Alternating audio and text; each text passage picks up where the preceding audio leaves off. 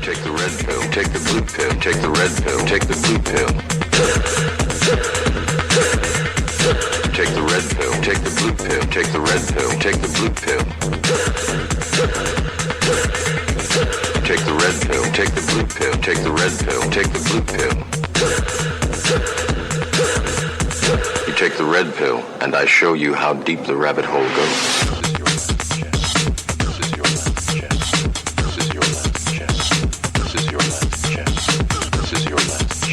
This is your last chance. After this, there is no turning back. You take the blue pill, the story ends. You wake up in your bed and believe whatever you want to believe. You take the red pill, take the red pill, take the red pill, take the red pill, take the red pill, take the red pill, take the red pill, take the red. You stay in Wonderland. You stay in Wonderland, and I show you how deep the rabbit hole goes. Goes, goes, goes, goes, goes.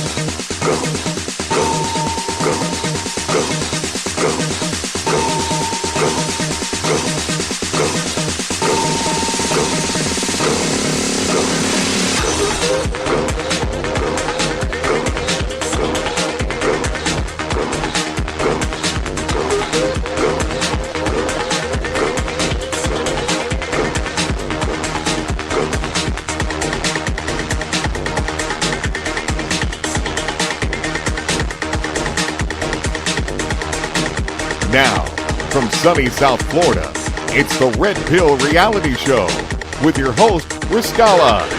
Every Saturday night from 9 p.m. to midnight on the L&M Network. And now, your host, Riscala. Hello and welcome, everyone. It is the Red Pill Reality Show, an honor and a privilege to be with you tonight. I've got a jam-packed, full of information show coming up tonight. Get your notebooks out. I find that if you didn't listen to the last show, we do have a copy of the archive up on the Facebook page. Go take a look over there. You'll find a copy of the archive set up. Had many people inquiring about the archives. I think we're a little over 300 on the views right now, and I directly attribute that to my friend David. Thank you, David. I know that it wouldn't have been anywhere near that number. It would have been a fraction of that number had it not been for Dave. I mean, eventually I know we'd get up to that number, but not this quickly, nowhere near this quickly. It would take some time to do.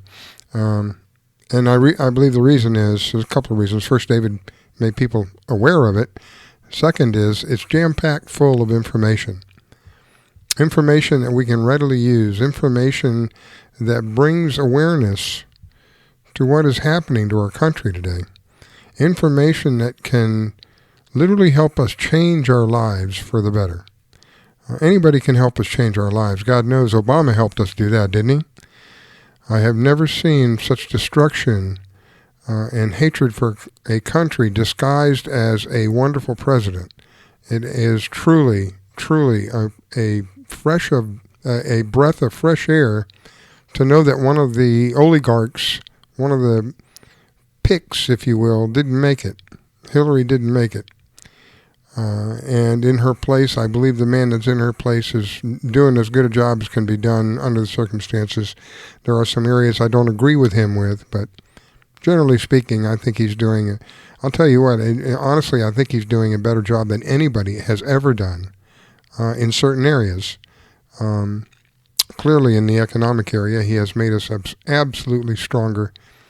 He has taken this country above and beyond with regard to our dependency upon other countries' oil. This supposed attack, alleged attack, I should say, in Saudi Arabia. Now, had that happened in 74, what happened in 74 was there was a drastic cut by the Arabs to the United States. And as a result of that, there was a crisis, a literal crisis. People were lined up at the gas stations.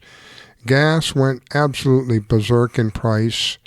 You were limited to how much gas you could buy. At one time, we were down to 5 gallons at a time.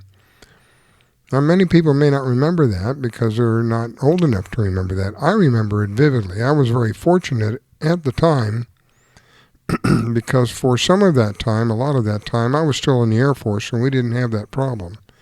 I would just go to the base and fuel up and we wouldn't have to worry about it. But there were people waiting hours. You were not permitted to get more than 1 gallon of gas in a container.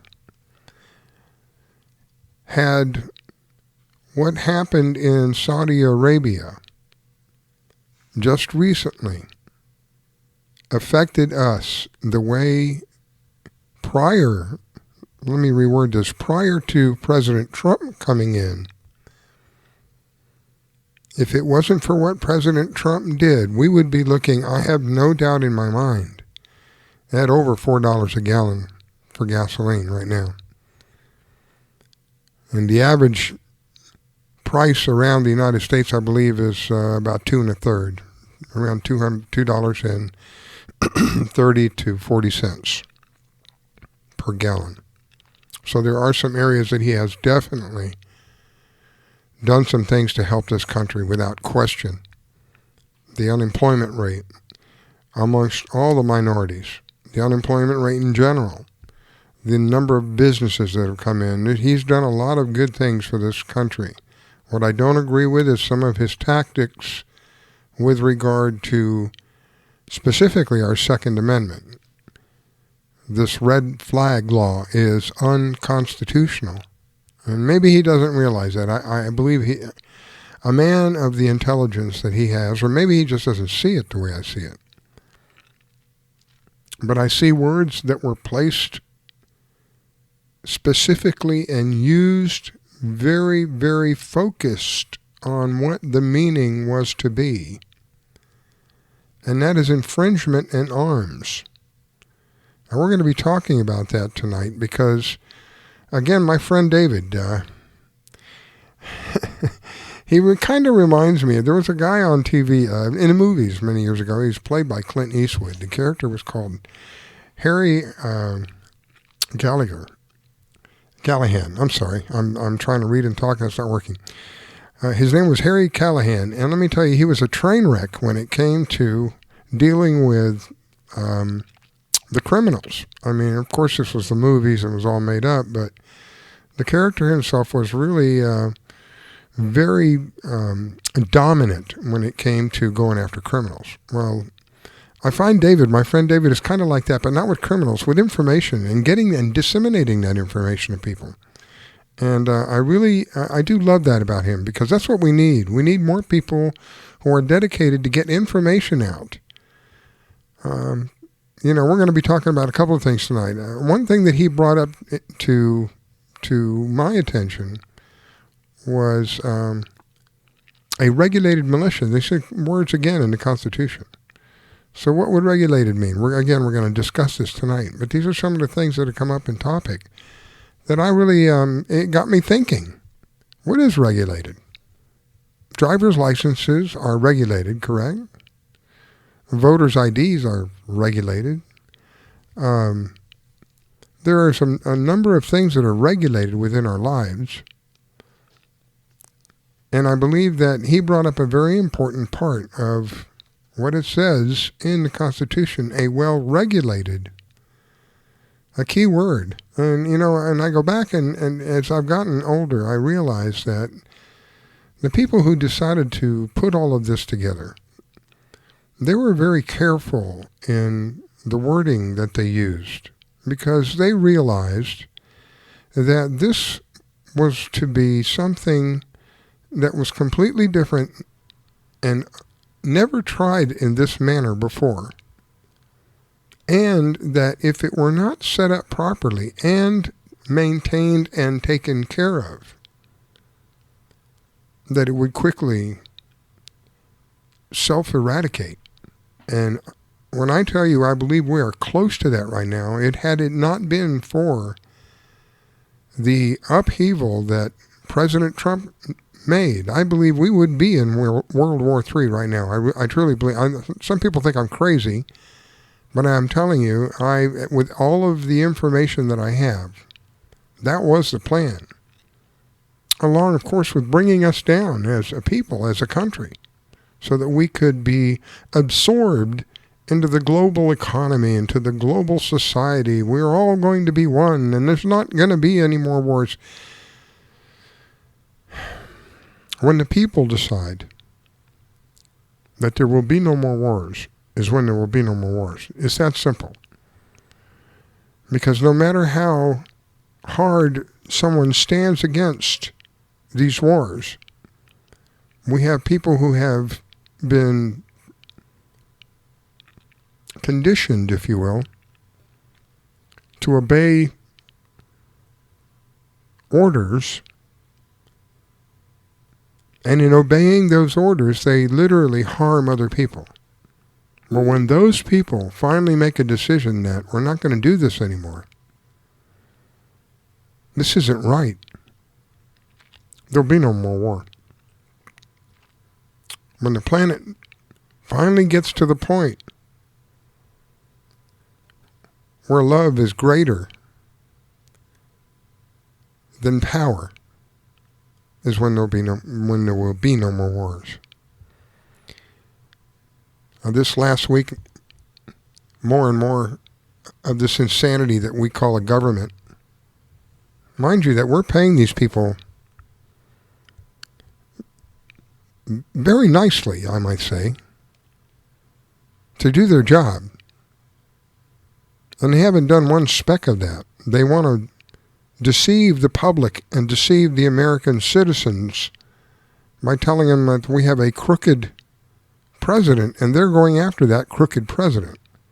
Now, mind you, this is after almost 2.5, over 2.5 years. The estimates run from $30 to $40 million, and nothing could be derived from that investigation that would have caused someone to file charges against him. So basically, he didn't do anything wrong, and yet they continue to harass him and threaten him and pull this political nonsense, which some of you may have seen last week. This is all theater, all in an effort to try to bring down his ratings because he is so well liked in so many arenas, and it's driving them crazy. Meanwhile, the people that we pay to do their job aren't doing their job. How long would you last at your job if you weren't doing your job? Wouldn't you love to have a job where you showed up 1/3 of the time, if that? You only, if you work 5 days a week, well, you only have to come to work 2 days this week, 3 days next week. Hey, shoot, if you don't feel like it, you can just don't come to work at all. Can't get fired. Once you're in, it's like there's no getting in. It's like glue almost. It is sad to see what has transpired in this country. It's infuriating to watch some of these candidates as they brazenly openly declare that they're going to disarm us. That is a call for war. I don't know if they realize that or not, but that is a call for war.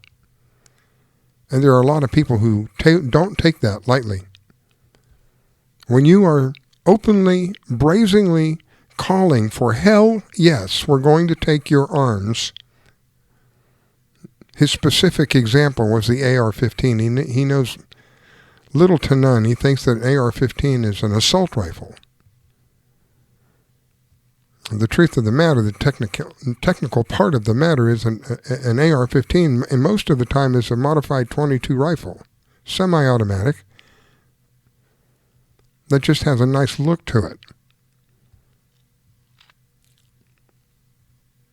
There are others who are calling for the same thing, leading our country eventually into a socialistic society, which is absolutely un-American.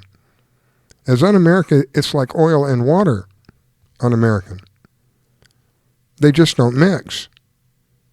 But yet they are pushing us rapidly. And sadly, many of the kids, as many of us have been working and supporting our families, Our children in the, quote, educational system have been indoctrinated in many different ways, but primarily towards socialistic properties. There are children, I call them children, they're in their teens probably, maybe high schoolers, who will stand with a banner saying, "Revolution to Communism." Somebody taught them this.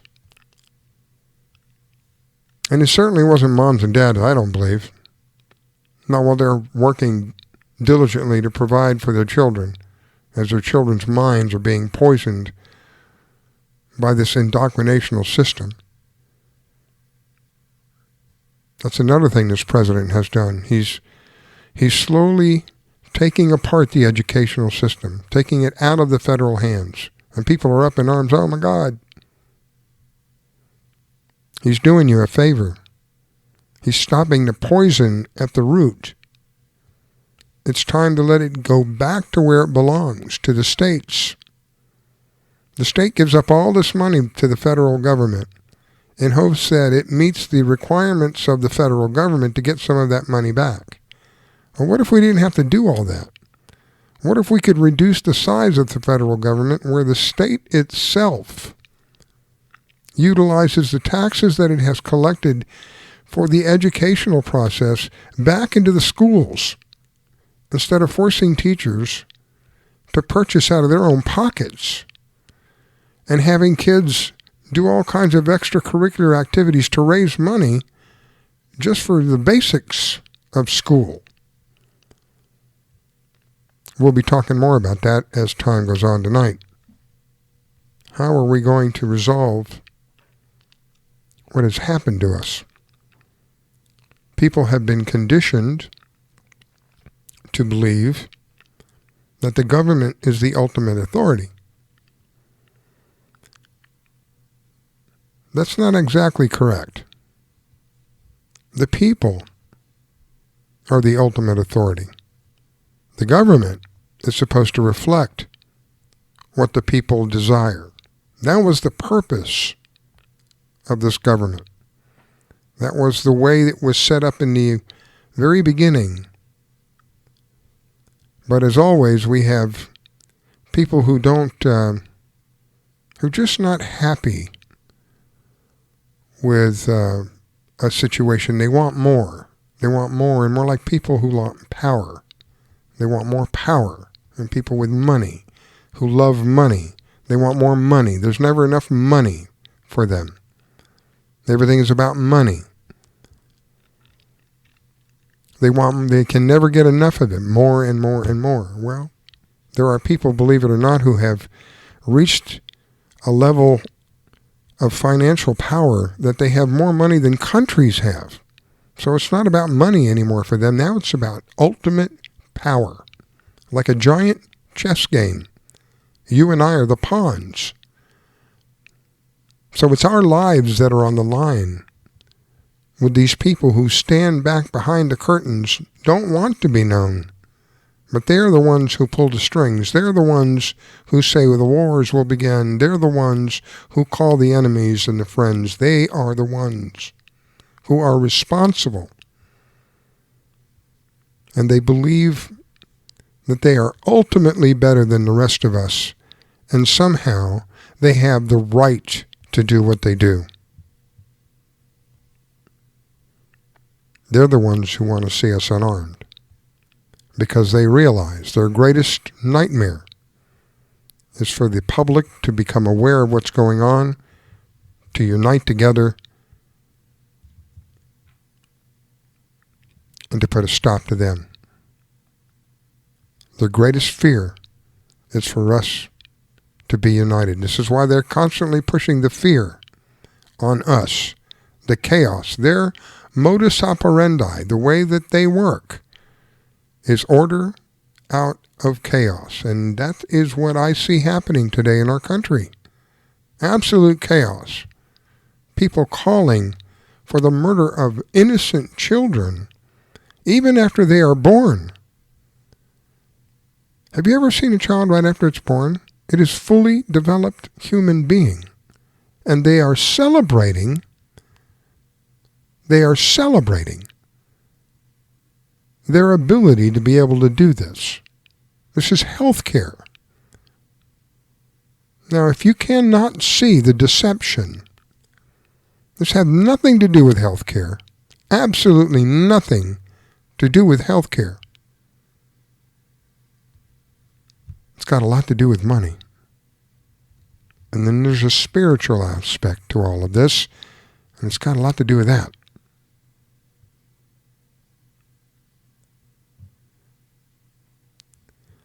So part of the reason that I do what I do is to try to get people aware of what's going on.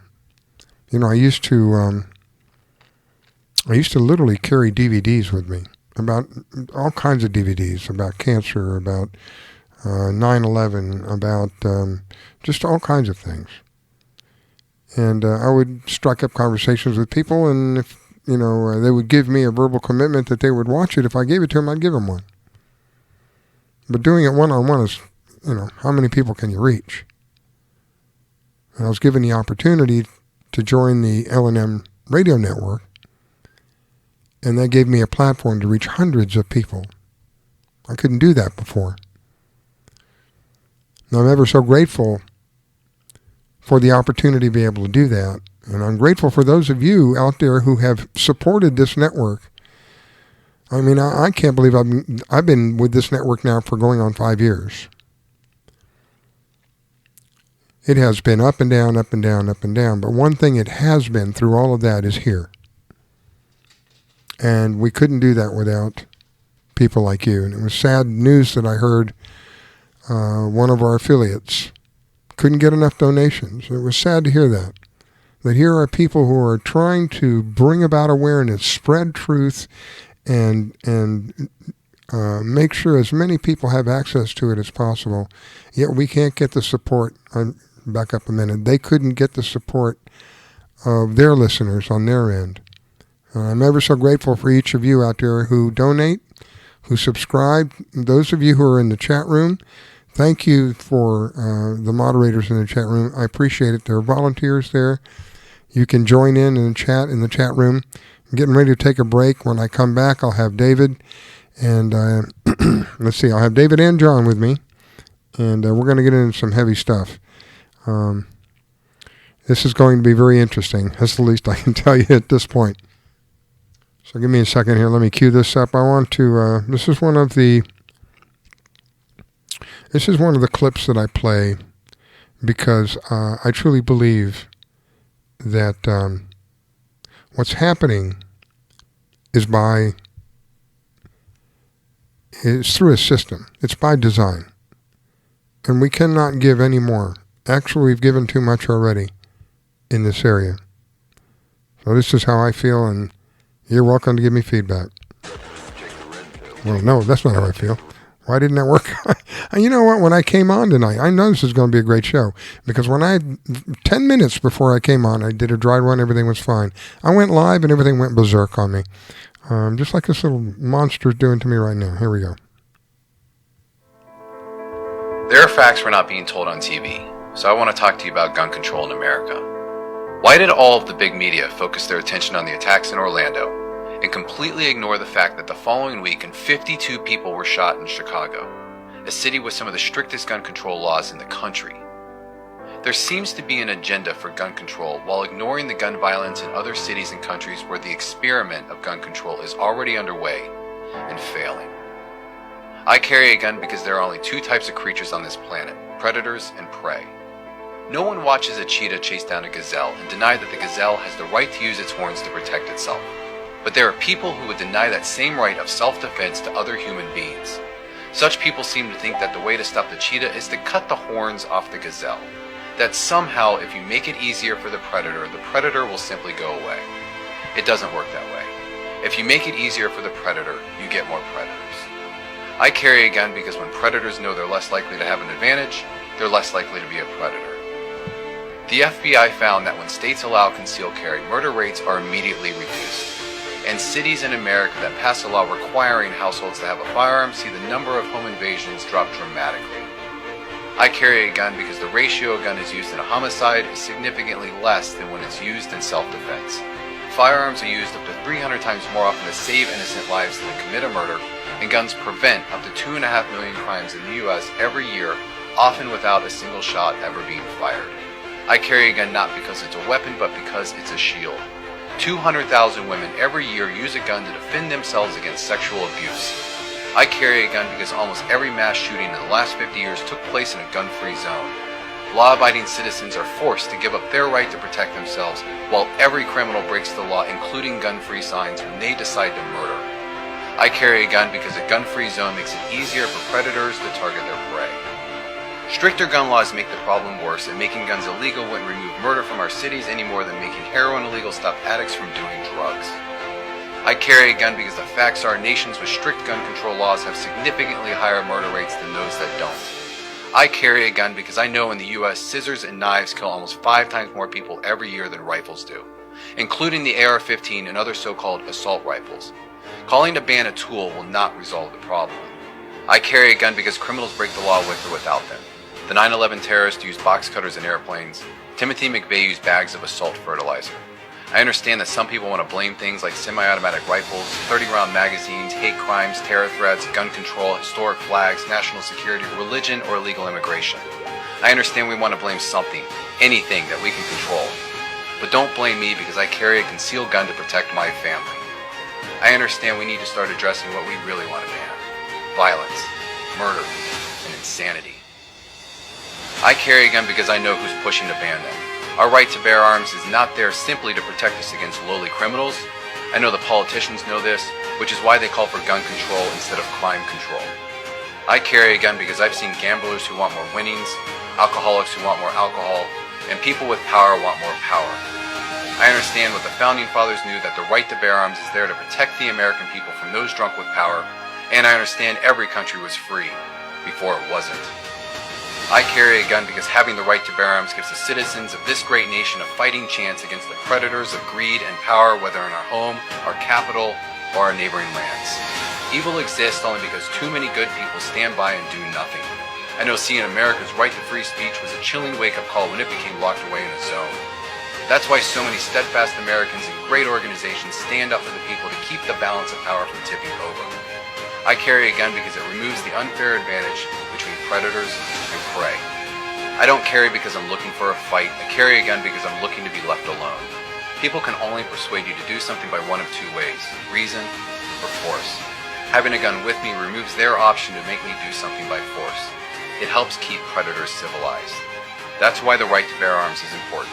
That's why I own a firearm, and that's why I'm proud to say I carry a gun.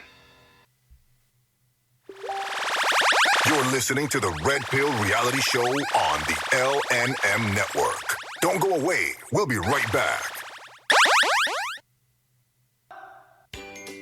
Do you need toner for your Epson, Hewlett-Packard, Canon, Brother, Apple, or Sharp printers? Look no further than Laser Technologies. In business for over 20 years, they offer the lowest prices on toner on the web. They can also repair your laser printers and toners fast and easy. Call their expert staff today at 561-792-9600 or email us at service@laser-technologies.com for all your toner needs. All toner is shipped nationwide. Why wait? Get the lowest prices on toner. Call or email us today. Grace has some pretty stellar arms, like Serena Williams good, but her face is pretty disgusting. Someone please tell him to go back into his closet and leave us alone. Britney's face is so stupid and I hate her so much. It's like a scientist created her in a lab to annoy humanity and didn't even do that good of a job. Megan reminds me of a troll doll that came to life intent on killing us with her stupidity. Why is Grace's head so big? It definitely has nothing to do with how smart she is and probably everything to do with how bloated she is. He's so funny. Just kidding. Who would find this disfigured flamingo funny? Never post a selfie of yourself. You look so ugly. The only reason you have so many views is because we think you're a freak and we can't look away. Megan is the main reason that the world sucks so much. I would rather get cancer than listen to another Trevor Moran song. You are a mistake. You should have never been born. Drown yourself in a shallow puddle, please. Wow, I hope she's sterile. These really stopped being funny a long time ago. You're so much more than the things that people say about you. Those people have no right to say cruel things to you to make themselves feel better. It's okay that you sound different than everyone else. That's what makes you so special. We will not tolerate it. We will not tolerate it. We will not tolerate it. We will not tolerate it. Every day, people make me feel like I stand out simply because of the way that I look. Every day, people make me feel small. Every day, I face the cruel words of bullying. And every day, people tell me that I'm brave for enduring this humiliation. But we're not the brave ones. It's the ones that say no to the bullying. The witnesses. If we all join together, there's nothing that we can't do. We will no longer be the silent majority. When we see bullying online, We will let the world know that we're going to take action with the I. Now, when you see online bullying, there's something you can do about it. Our actions will overpower cruel words. I am a witness. I am a witness. I am a witness. I am a witness. I am a witness. I am a witness. I am a witness. There is power in words. But it's nothing compared to the power of the actions that we put behind our words. Visit eyewitnessbullying.org to learn more. I am a witness, and so are you. I'm gonna stand by you. This station is now the ultimate power in the universe. We have ignition. Strap in. 5, 4, 3, 2, 1.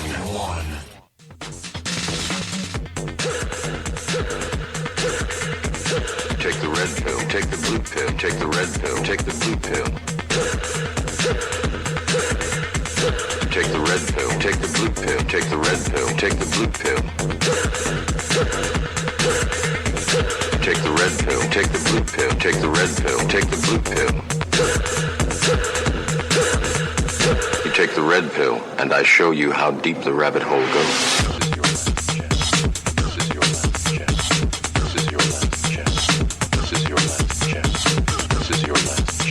This is your last chance. After this, there is no turning back. You take the blue pill, the story ends. You wake up in your bed and believe whatever you want to believe. You take the red pill, take the red pill, take the red pill, take the red pill, take the red pill, take the red pill, take the red pill, take the red. You stay in Wonderland. You stay in Wonderland, and I show you how deep the rabbit hole goes. You're listening to the Red Pill Reality Show with your host, Riscala, every Saturday night on the LNM Network from 9 p.m. to midnight.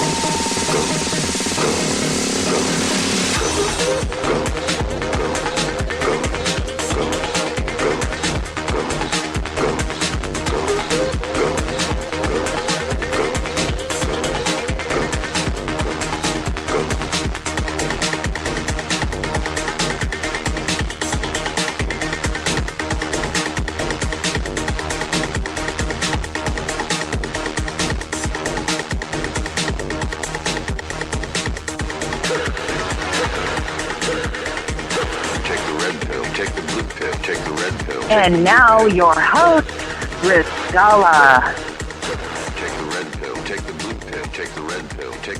All right, we are back. It is the Red Pill Reality Show tonight.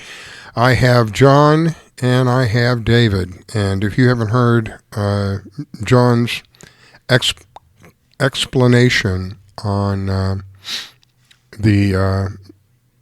well, let me get John in, and we'll do that. Let me just introduce David first. David, welcome. Thank you for taking the time to call in. I greatly appreciate what you did, my friend. And let me get him off. You know, it would help if, there we go, and John as well. Go ahead, Dave. Hey, Rosella. It's good to be here tonight. You know what? We just have to get the message out. We have to get people information. And so I just got in touch with friends and said, hey, you need to go check this out. And very pleased that some of them listened. Well, and I greatly appreciate the effort. You put in a lot of effort, and I like the passion. You want to educate people. You want to get people aware of what's going on, and I like that because we need more people like that. There's too many lackadaisical people out there who just kind of Anyway, let me get John on, because John has an extremely interesting idea. Welcome, John. Thanks again for coming back. I appreciate it. Oh, my pleasure, Scott. I'm glad you invited me back. All right, so, let's just a quick overview. Last week we talked about a couple of things, but the underlying subject was a way for us to recognize how our government really hasn't been all along for quite some time. This is, of course, we know recently because so much has been exposed recently, but this has been going on for quite some time. How our government really hasn't been less than honest. Let's just put it that way. So let's a quick overview. Yeah, quick overview. I'm not sure I can do a quick one, but I will do my best. Well, here's the problem: is here in the United States today, most Americans look at what our founders put in place, what the Constitution says, and then we look at how it's being applied and how the government works today. And we say we don't have state rights. The federal government was supposed to be a limited government. Now it's an unlimited government. Something happened here, and it's either judicial activism, judges are acting crazy and ruling from the bench, or the federal government, Congress is passing these laws that are making us go this way. And that's where most people believe, and they think that the answer lies in getting involved in the system to try to fix it.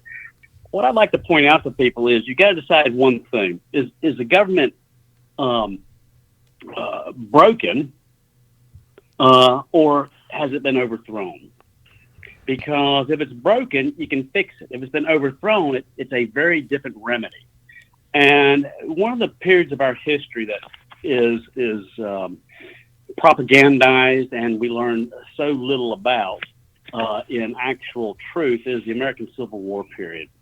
And if you look at the American Civil War from a political perspective, because the present government likes to teach everyone it's a moral perspective and it only deals with slavery.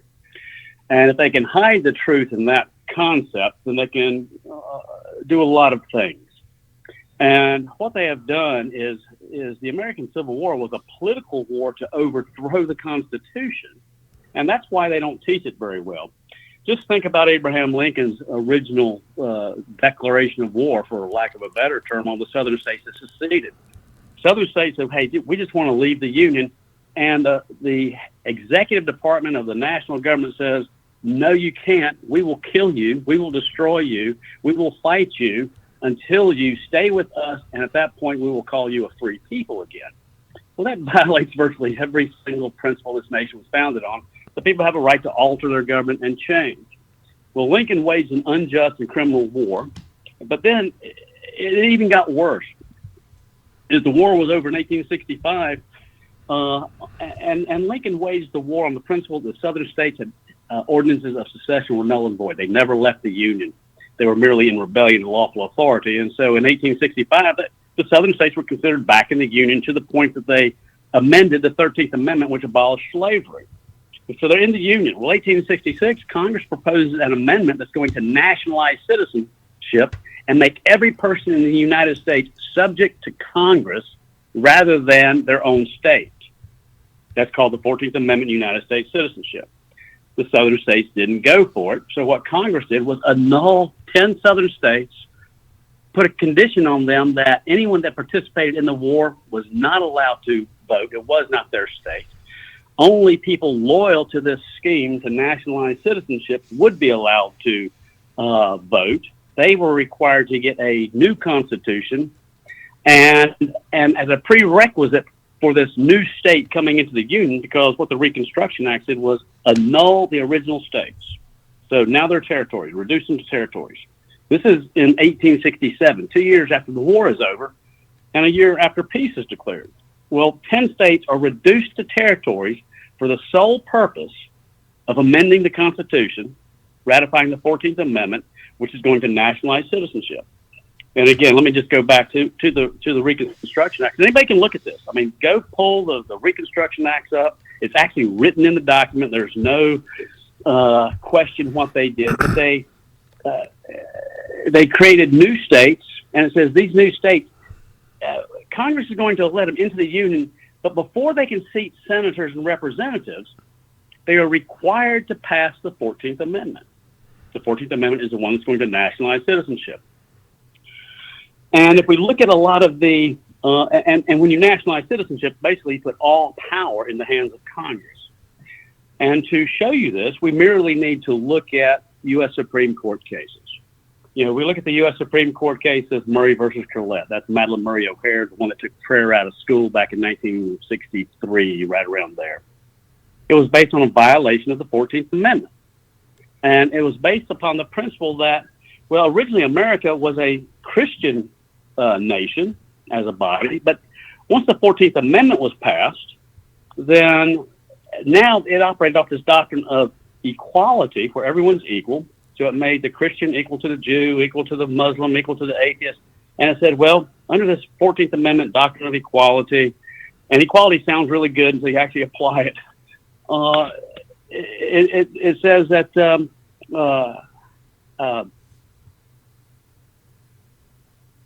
if you have prayer in school for a Christian God, well, that's going to make it look like it's not equal to people who don't believe in that God. And then you go to the Roe versus Wade. Roe versus Wade was a violation of the 14th Amendment. And you go to Stone versus Graham, taking away the display of 10 Commandments. These are all violations of the 14th Amendment. And so we see that the 14th Amendment is what has been the tool of the United States Congress to overturn everything our founders put in place. And basically the principle we're going on here is that it overturned state rights where states could do what they wanted to outside the federal government. It says, no, all states are controlled by Washington, D.C. And so, again, that's kind of a quick going through of what they did, how they did it, the court ruling that says that the function of the 14th Amendment was supposed to give black civil rights, but there are virtually no rulings on that. It's one of the sad parts about it. And if you go to what the founders of the 14th Amendment said, they said it was a nationalized citizenship, put all power in Congress, and annul this nation of this pestilent heresy of state rights. And that's it. You mentioned something about an illegal war, that Lincoln has started an illegal war. Can you kind of just a little bit about that? Why was it illegal? Oh, great question. Well, Lincoln waged the war. You got to remember that in 1848, when Texas was wanting to secede from Mexico, Lincoln was in the Illinois General Assembly, and he actually said that every people who want to secede from a country have that right. He said it when Texas wanted to do it with Mexico, but then when the southern states wanted to do it, he said it was illegal.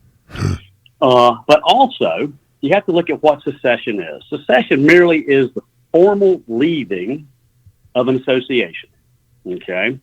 The Declaration of Independence was a secession document. It was a formal leaving of our union with the Crown. It was based upon the principle that the Crown had violated the rights of the people, and therefore the function of government being to protect the rights of the people.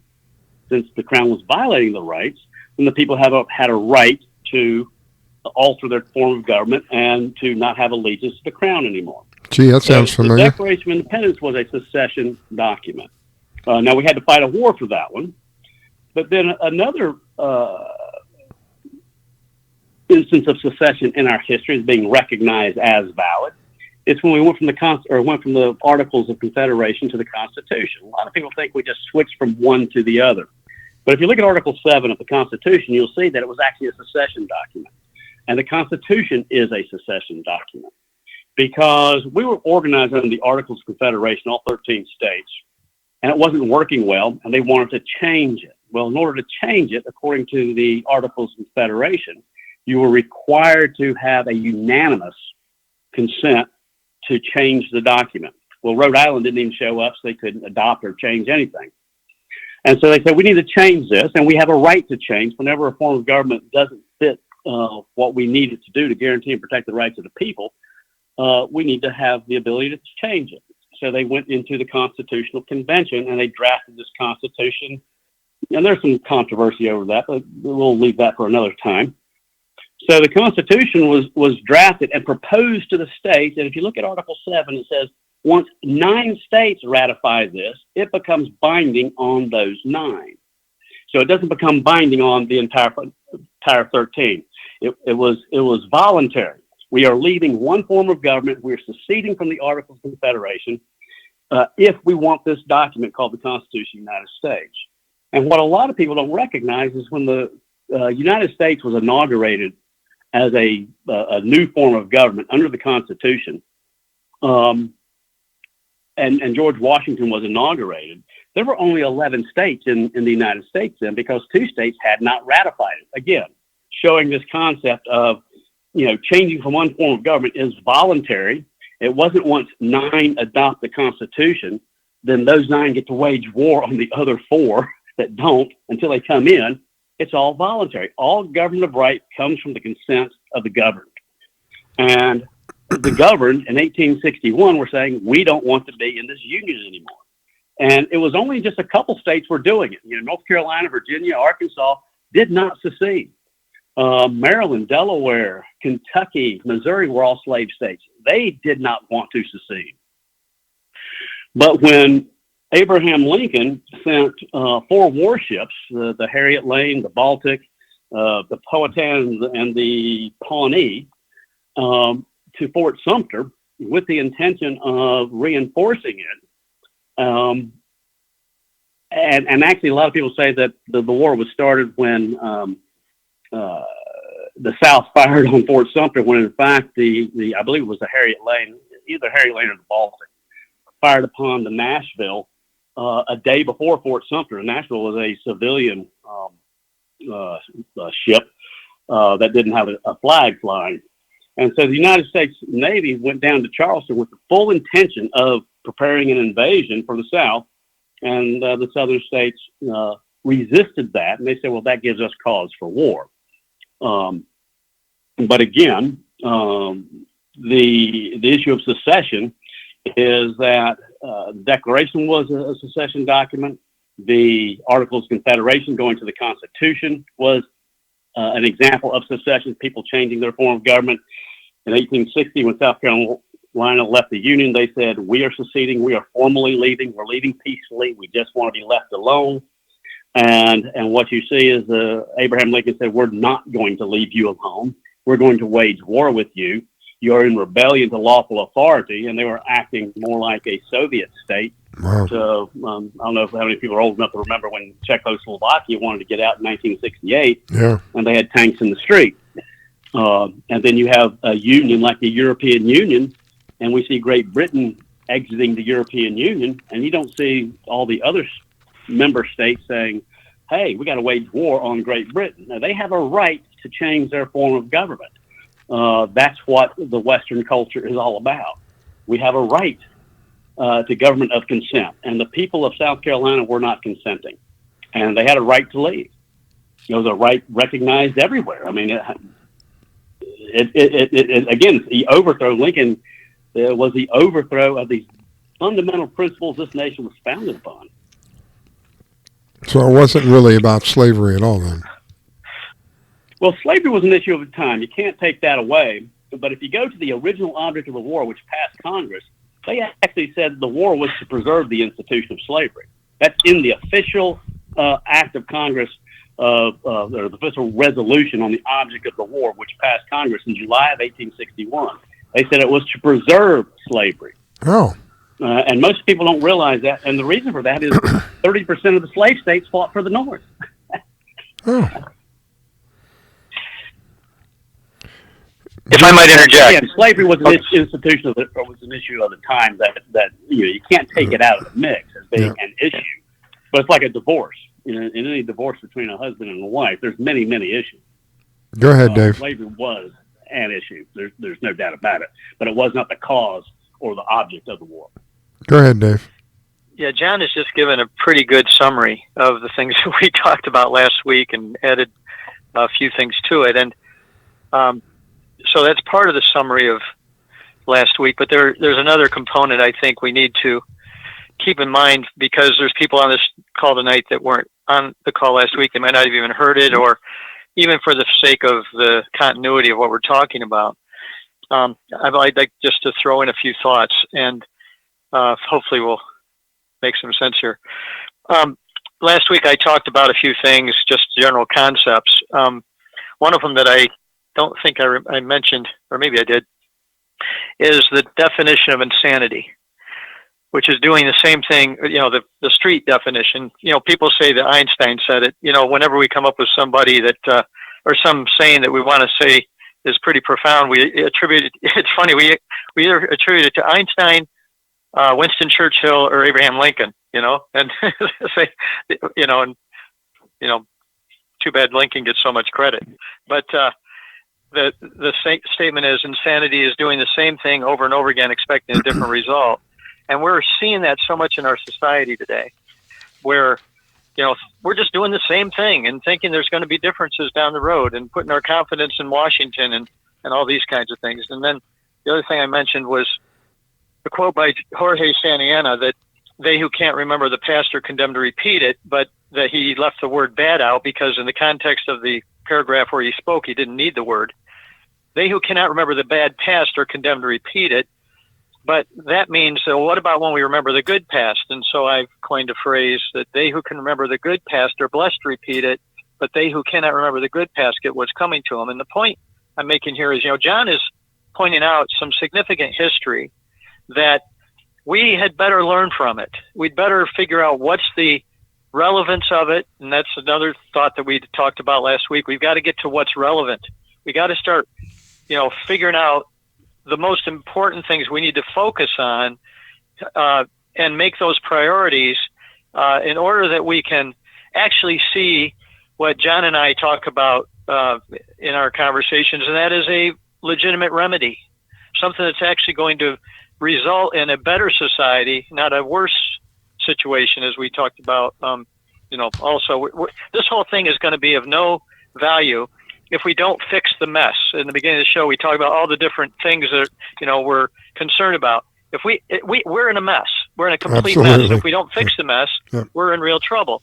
And then the point is, people that are listening tonight, and 300 people went and listened to this audio, not because they didn't have anything to do, but because they're looking for answers. We're looking for answers today. We want a way out of the mess. We know things aren't the way we want them to be.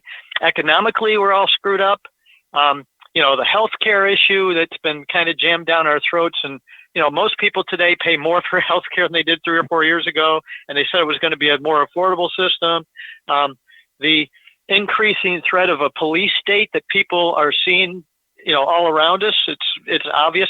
These are things that people care about, and so what we're trying to focus on tonight, and probably this will continue in a conversation going forward, I'm hoping over time, and getting more people involved in the conversation, is that we are beginning to just realize that we've got to do something. One of the things that I like to do is I go back and look at the Declaration of Independence, because I think there's a lot of significant principles in that document, and learning them just fundamentally in our spirits is a good thing.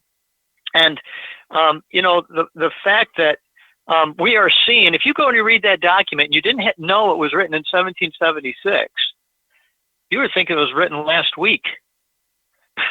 When a long train of abuses and usurpations pursuing invariably the same object that evinces a design to put us under an absolute despotism, people don't think of that. If they understand it, it's a little bit flowery words. It's not the kind of thing you say every day. But you sit and you think about what's going on there.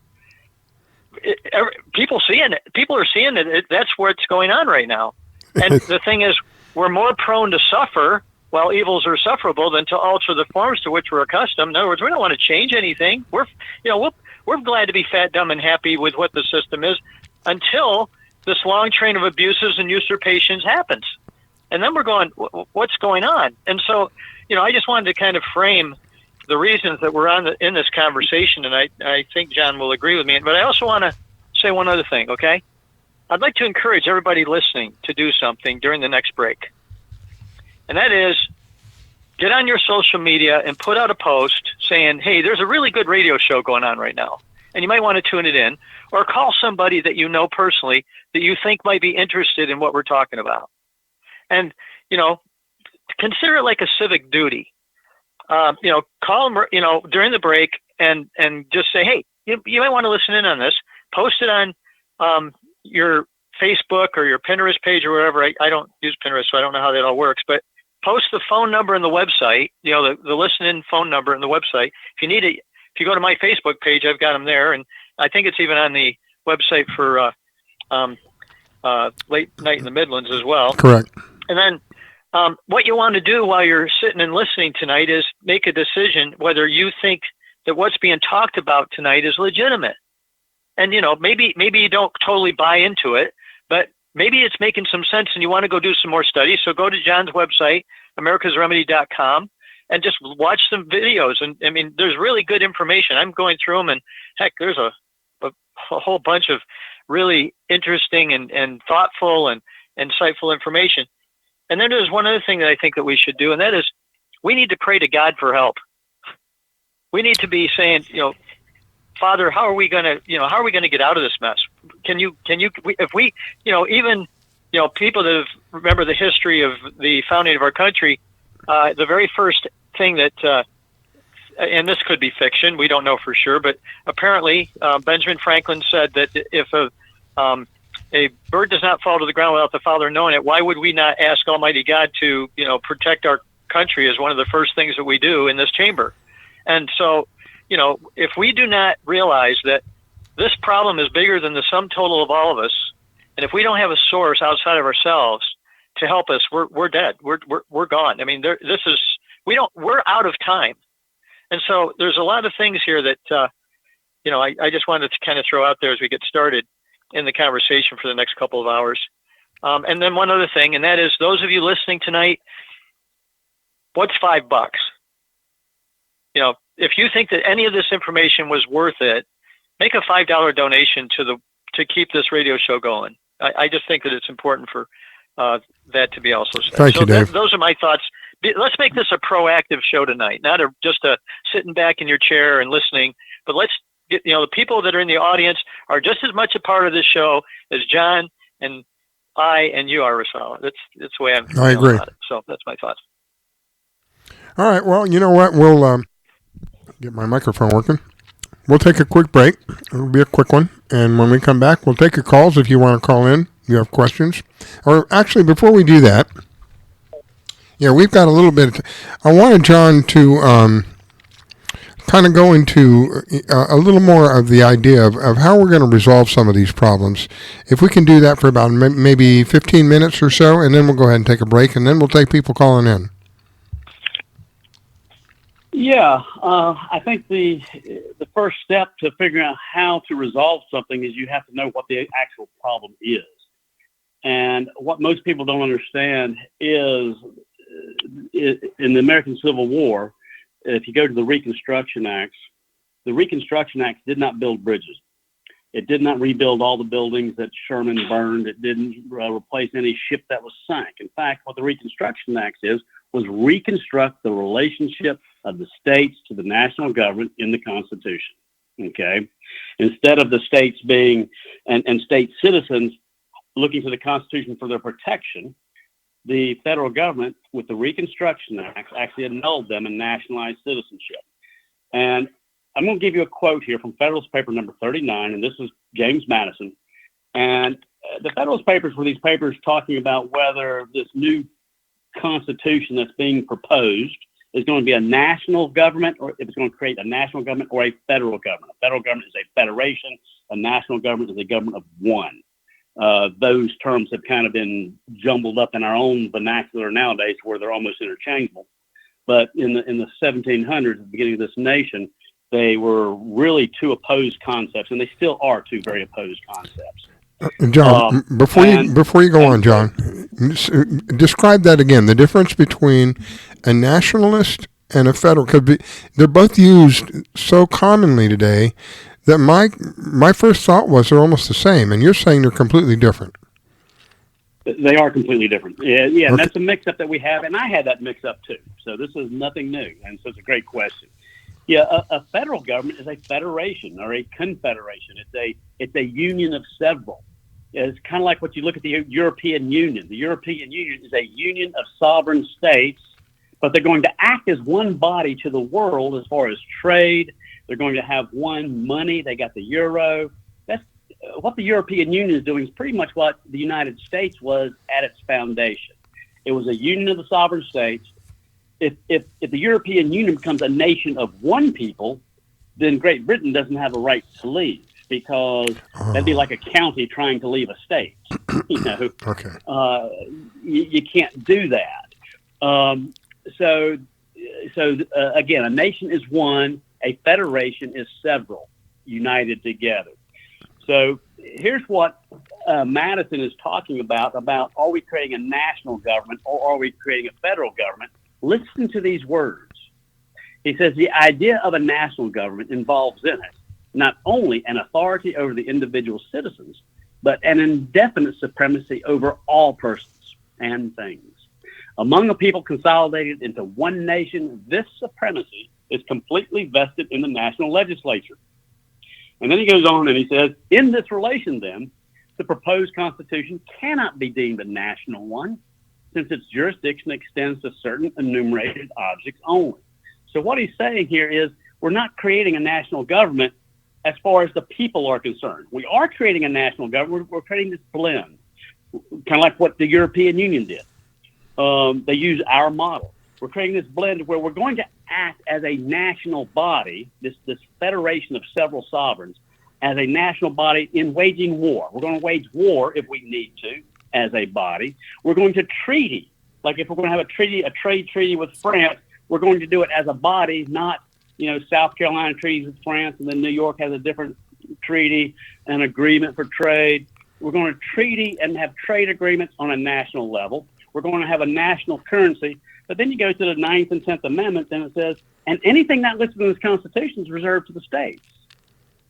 So what you see here is we created a federal government. Madison is showing us what a national government would look like. In other words, it says, I'm going to read this again. The idea of a national government involves in it not only an authority over the individual citizens, but an indefinite supremacy over all persons and things. Among a people consolidated into one nation, this supremacy is completely vested in the national legislature. Okay? So he's not saying that's what they're creating. He's saying this is what you would have. Well, what the Reconstruction Act did was nationalize citizenship and put this in place. It nationalized citizenship. It made everyone a U.S. citizen. No longer are you a citizen of a state. No longer are you a North Carolinian, a Floridian, a Californian. You're a United States citizen who happens to reside in that territory called Florida or New York or whatever. And the people that passed that legislation were very clear on that. Here's one of the drafters of the 14th Amendment, James G. Blaine. He was a congressman from Maine. He was one of the radical Republicans who pushed this 14th Amendment, which is going to nationalize citizenship. And again, there was always this myth that it was to give blacks civil rights. Well, he wrote this at a town meeting in Callihan, Maine in 1866, basically a year before the 14th Amendment was even passed. So he's going to Callihan and trying to talk to them, to convince them of this, taking on this new type of citizenship. And here's what he said in that speech. And in making this extension of citizenship, we are not confining the breadth and scope of our efforts to the Negro. It is for the white man as well. We intend to make citizenship national. This was published in 1886, okay, in his letters and papers and speeches. He wrote another book. He wrote an autobiography called 20 Years of Congress, 1861 to 1881. James G. Blaine was Secretary of State, I believe, under Hayes or someone like that later in life. But he wrote a book on this time frame of Reconstruction and what was going on about annulling these states. And he said this, and this is about the adoption of the 14th Amendment and Reconstruction. As the vicious theory of state rights had been constantly at enmity with the true spirit of nationality, the organic law of the Republic, which is the Constitution, should be so amended that no standing room for the heresy would be left. And what heresy is he talking about? The heresy of state rights. So if we can nationalize citizenship, if we can change the Constitution, amend the Constitution, and nationalize citizenship, it's going to get rid of state rights. But he makes it even clearer later on in the same chapter. He says the first section of the constitutional amendment, being the 14th Amendment, which includes these invaluable provisions, is in fact a new charter of liberty to the citizens of the United States, is the utter destruction of the pestilent heresy of state rights, which constantly menace the prosperity and even the existence of the Republic, and is the formal bestowment of nationality upon the wise federal system. I mean, he goes on. I mean, I can give you quote after quote from people who say, and of course, these people are the ones that love the nationalizing of citizenship, just like you have people who love Obamacare. You know, they're going to tell you all the great things about it.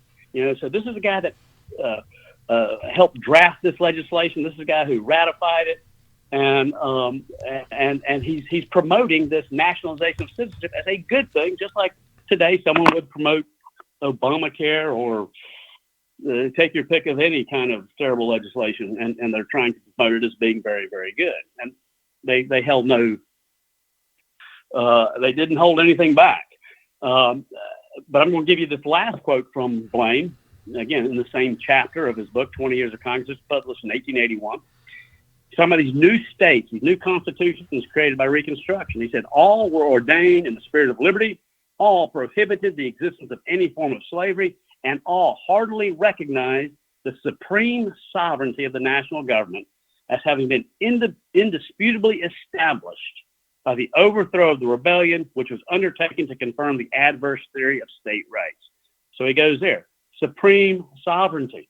You know, it's the nationality. And what did James Madison say? He said nationalizing citizenship would do. I'm going to read it again. The idea of a national government involves in it not only an authority over the individual citizens, but an indefinite supremacy over all persons and things. Among a people consolidated into one nation, this supremacy is completely vested in the national legislature. That's what Madison said. We just read what Blaine said. They say the exact same thing. But Madison says, in this relation, then the proposed government cannot be deemed a national one, since its jurisdiction extends to certain enumerated objects only. So Reconstruction, the 14th Amendment, the annulment of states, the nationalization of citizenship is the overthrow of the form of government put in place by the Constitution. Wow. It's interesting. I got into a conversation today with a really good friend of mine who is very smart on just the legal system. He's got many, many years of experience.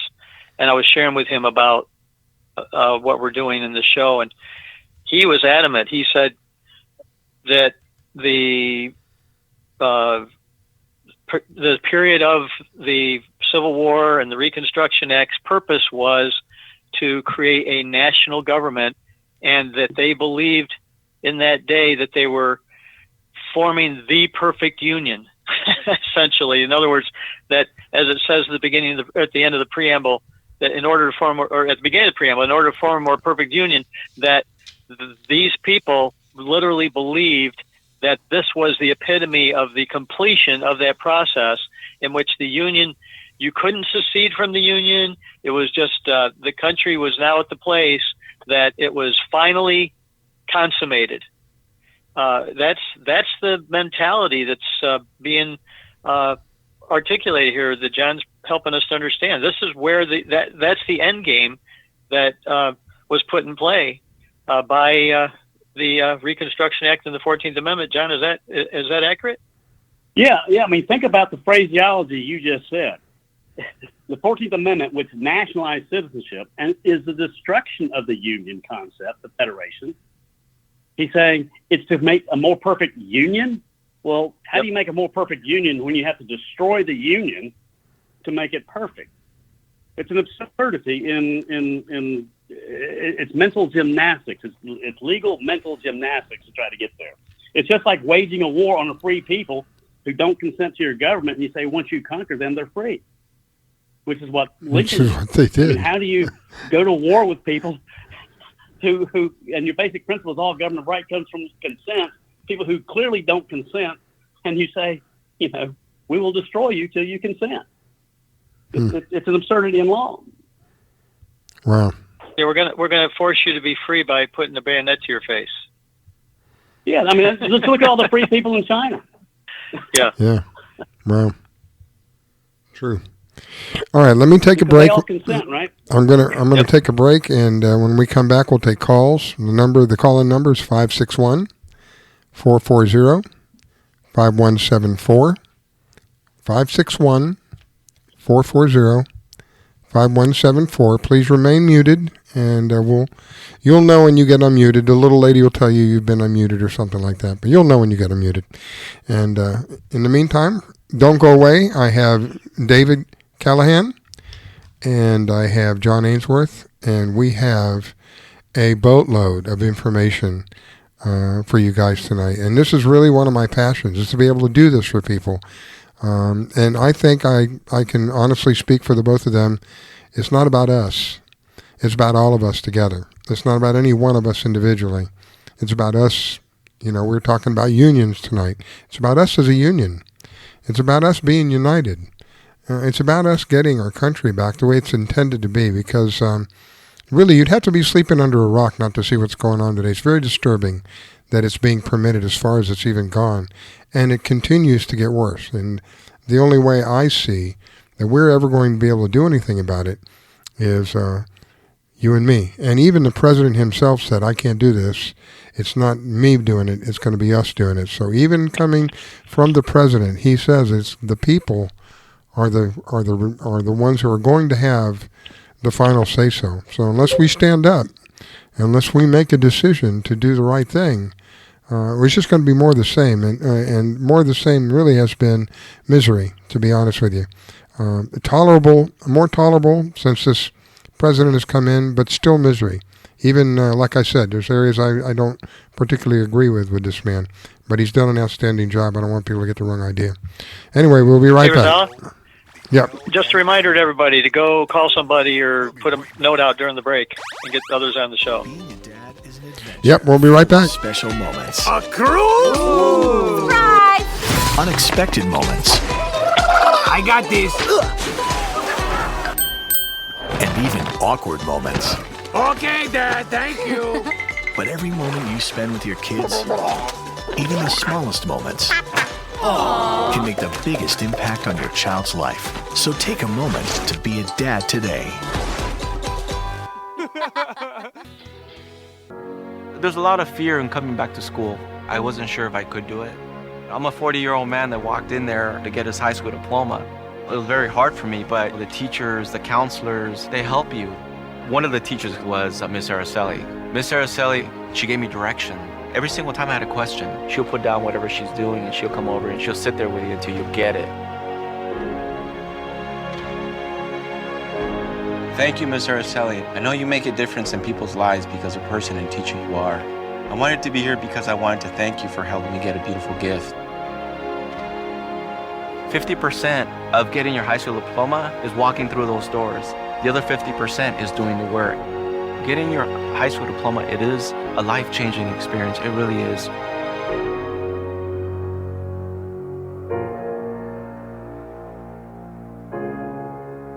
Find free adult education classes near you at finishyourdiploma.org. Have you ever heard of Audible? Audible is a website with hundreds of thousands of audiobooks. They're all high quality, easy to listen to, and, best of all, if you take advantage of a special deal that we've worked out for you, you can get one for free. That's right, a free audiobook of your choice in any genre, simply by going to audibletrial.com/openeyes and signing up for the free trial. It's simple to do, and it would support the shows that we bring to you, and hey, you get a free book out of the whole thing. So why not take advantage of it today? Go to audibletrial.com/openeyes and sign up for the trial. Ask 10 different scientists about the environment, population control, genetics, and you'll get 10 different answers. But there's one thing every scientist on the planet agrees on. Whether it happens in 100 years, or 1,000 years, or 1,000,000 years, eventually our sun will grow cold and go out. When that happens, it won't just take us. It'll take Marilyn Monroe, and Lao Tzu, and Einstein, and Morobuto, and Buddy Holly, and Aristophanes. All of this was for nothing. Unless we go to the stars. Do you need toner for your Epson, Hewlett-Packard, Canon, Brother, Apple, or Sharp printers? Look no further than Laser Technologies. In business for over 20 years, they offer the lowest prices on toner on the web. They can also repair your laser printers and toners fast and easy. Call their expert staff today at 561-792-9600 or email us at service@laser-technologies.com for all your toner needs. All toner is shipped nationwide. Why wait? Get the lowest prices on toner. Call or email us today. While other stations just talk a good game, we win it. Hey, sounds like somebody's having a lot of fun. Take the red pill, take the blue pill, take the red pill, take the blue pill. Take the red pill, take the blue pill, take the red pill, take the blue pill. Take the red pill, take the blue pill, take the red pill, take the blue pill.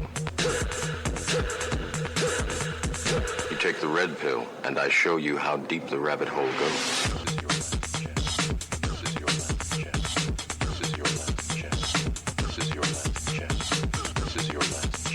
This is your last chance. After this, there is no turning back. You take the blue pill, the story ends. You wake up in your bed and believe whatever you want to believe. You take the red pill, take the red pill, take the red pill, take the red pill, take the red pill, take the red pill, take the red pill, take the red. You stay in Wonderland. You stay in Wonderland, and I show you how deep the rabbit hole goes. Goes, goes, goes, goes, goes, goes, goes, goes, goes, goes, goes, goes, goes,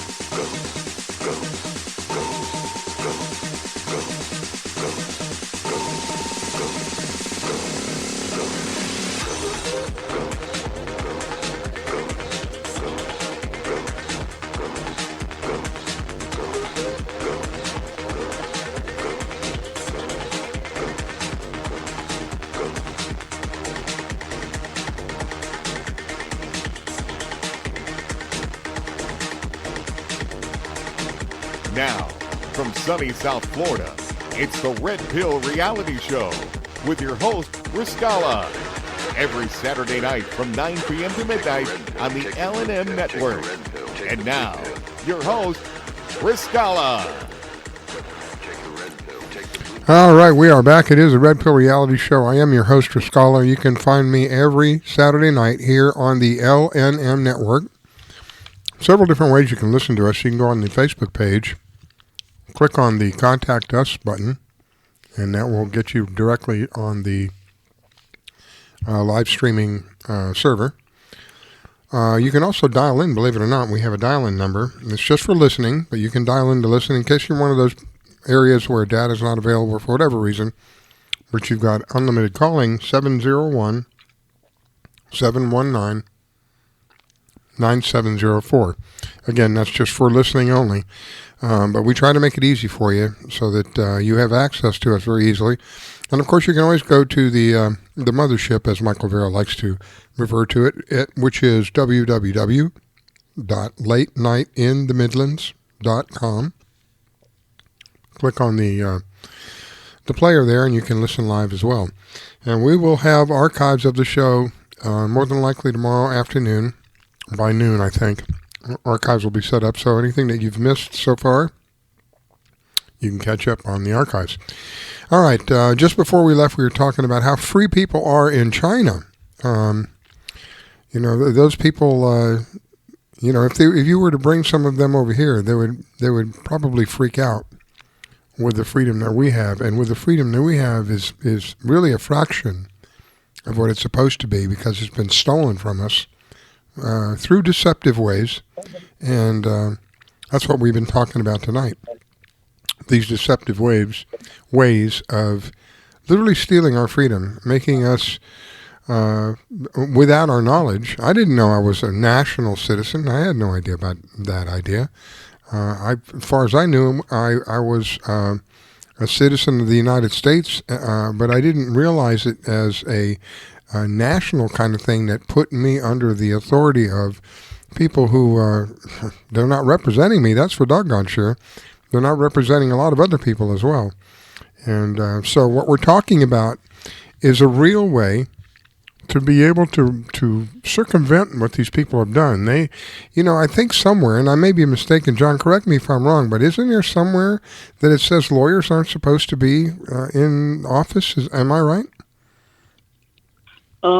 That's going to the title of the nobility concept, and I think that's slightly not the case. Yeah. That's based upon the concept that the term esquire is a title of nobility that comes from the crown, and the Bar Association is really controlled by the crown, and that tie has been disconnected.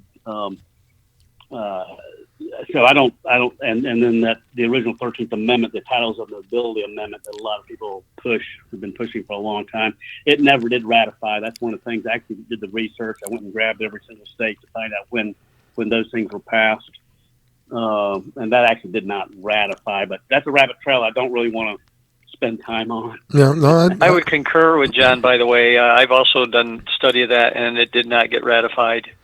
It was originally the proposed 13th Amendment. Some people call it the 13th Amendment.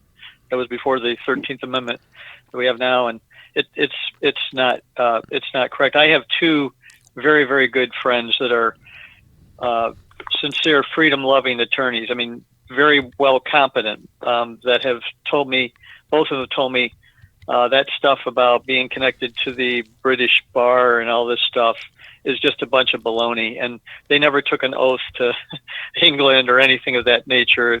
It's really, there's a lot of nonsense out there that's being purported to be the facts. Yeah, and we just got to move on and not even give it any credibility. Yeah, I agree. All right, so let's go ahead, John. Let's move forward. Yeah, I'm going to give you just a quick line out of something, because what I want to show you is, and have this in mind, can you fix something you don't know is a problem? And I'm going to read out of the congressional record. This is from 1973. Now, I graduated high school in 1975. And I'm going to read something out of a committee report out of the United States Senate. This is the Emergency Power Statutes, provisions of laws now in effect delegating to the President extraordinary authority in times of national emergency. The opening paragraph says this: a majority of the people of the United States have lived all their lives under emergency rule. For 40 years, freedoms and governmental procedures guaranteed by the Constitution have, in varying degrees, been abridged by laws brought into force by states of national emergency. And in the last sentence of the first paragraph, I just read the first sentence, the last sentence of that same paragraph says this: and in the United States, actions taken by the government in times of great crisis have, from at least the Civil War, in important ways shaped the present phenomenon of a permanent state of national emergency. Now, here it is, 1973. I've got a U.S. Senate report, and this is a Senate report that is, the sitting members on this is Frank Church, Charles Mathias, Adlai Stevenson III. These were heavy hitters. This was not some junior report. But it is telling me that a majority of the people in the United States have lived all their lives under emergency rule for 40 years. Freedoms, governmental procedures guaranteed by the Constitution has been abridged. That actions taken by the government have in important ways shaped the present phenomenon of a permanent state of national emergency. Well, how can I fix this situation if I'm not taught it? I mean, this is 1973. I had 2 more years of high school before I graduated high school. I'm not told we're in this permanent state of national emergency. And the only reason I bring this up is we cannot fix something if we don't know it exists. But the beauty of this argument that we bring up is it doesn't matter how hard they try to hide it. It's in the record. If we're willing to go look for it and find it, we can find out what it takes to get our freedom back, because they're not going to teach it in our public education system. Another important thing to look at with these Reconstruction Acts is, well, you would think that these states would have gone to the Supreme Court and these Reconstruction Acts had annulled them, that they would get them ruled unconstitutional. Okay, that's the logical thing that would happen. Well, let's just talk a little bit about what happened when these acts that nationalized citizenship, overturned the Constitution, when they went to the court. This is a court case of state of Georgia versus Edwin Stanton. So Georgia v. Stanton. Here's what the Supreme Court ruled. Listen to these words. A bill to restrain the defendants who represent the executive authority of the government from carrying into execution certain acts of Congress, inasmuch as such execution would annul and totally abolish the existing state government of Georgia, is not within the jurisdiction of this court. Okay, that's a Supreme Court ruling. You can go look up. Let me read this again. A bill to restrain the defendants who represent the executive authority of the government. That's the president who and Congress who are annulling, or the president who, through as commander in chief, has to send the military back into these states and control them until they get a new form of government. It says a bill to restrain him from carrying into execution certain acts of Congress, inasmuch as such execution would annul and totally abolish the existing state government of Georgia, is not within the jurisdiction of this court. Now, weren't we told that the function of the Supreme Court was to be a bulwark between the people and the states and an overarching or overreaching Congress or executive? They failed right here. Okay, so this did not go unnoticed. Another case that happened was, there's a case, ex parte McCardle. McCardle was a Mississippi newspaperman, and in his paper, he was writing in his paper that about the Reconstruction Act, how and this new Constitution that they're proposing, and all this stuff is a crime, and he said all sorts of spicy words. Well, he was arrested by the military for publishing in his own paper. Well, he got a writ of habeas corpus up to the Supreme Court to challenge the constitutionality of the Reconstruction Acts. Well, if you know anything about the Reconstruction Acts, Andrew Johnson, the president, vetoed them all as unconstitutional. He was helped by his Attorney General, Henry Stanbury.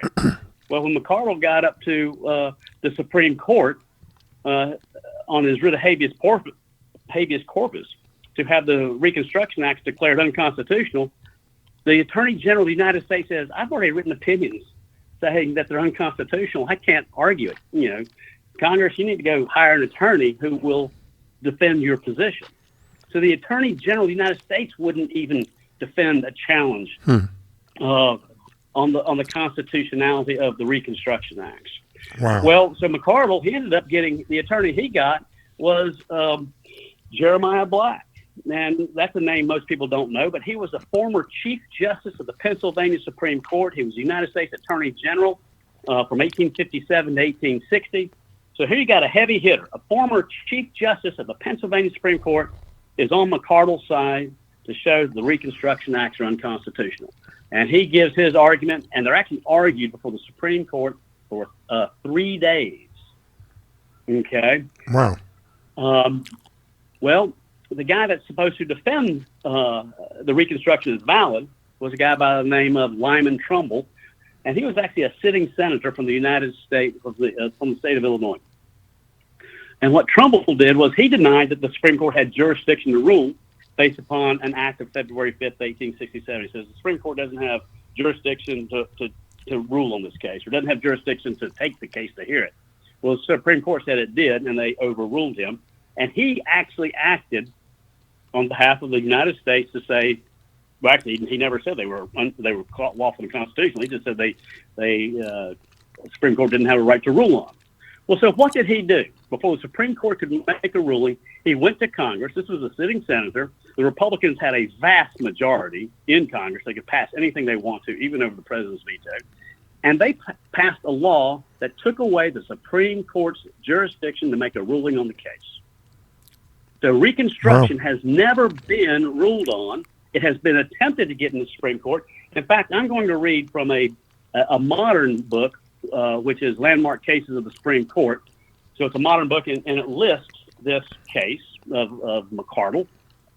And it says this. It says, while the case was under advisement, Congress passed an act taking away the jurisdiction of the Supreme Court as defined by the Act of February 1867 in cases of habeas corpus. And the appeal was therefore dismissed for want of jurisdiction. McCardle was thereupon discharged, and no further attempt has been made to test the constitutionality of the Reconstruction Acts. So this is a modern book.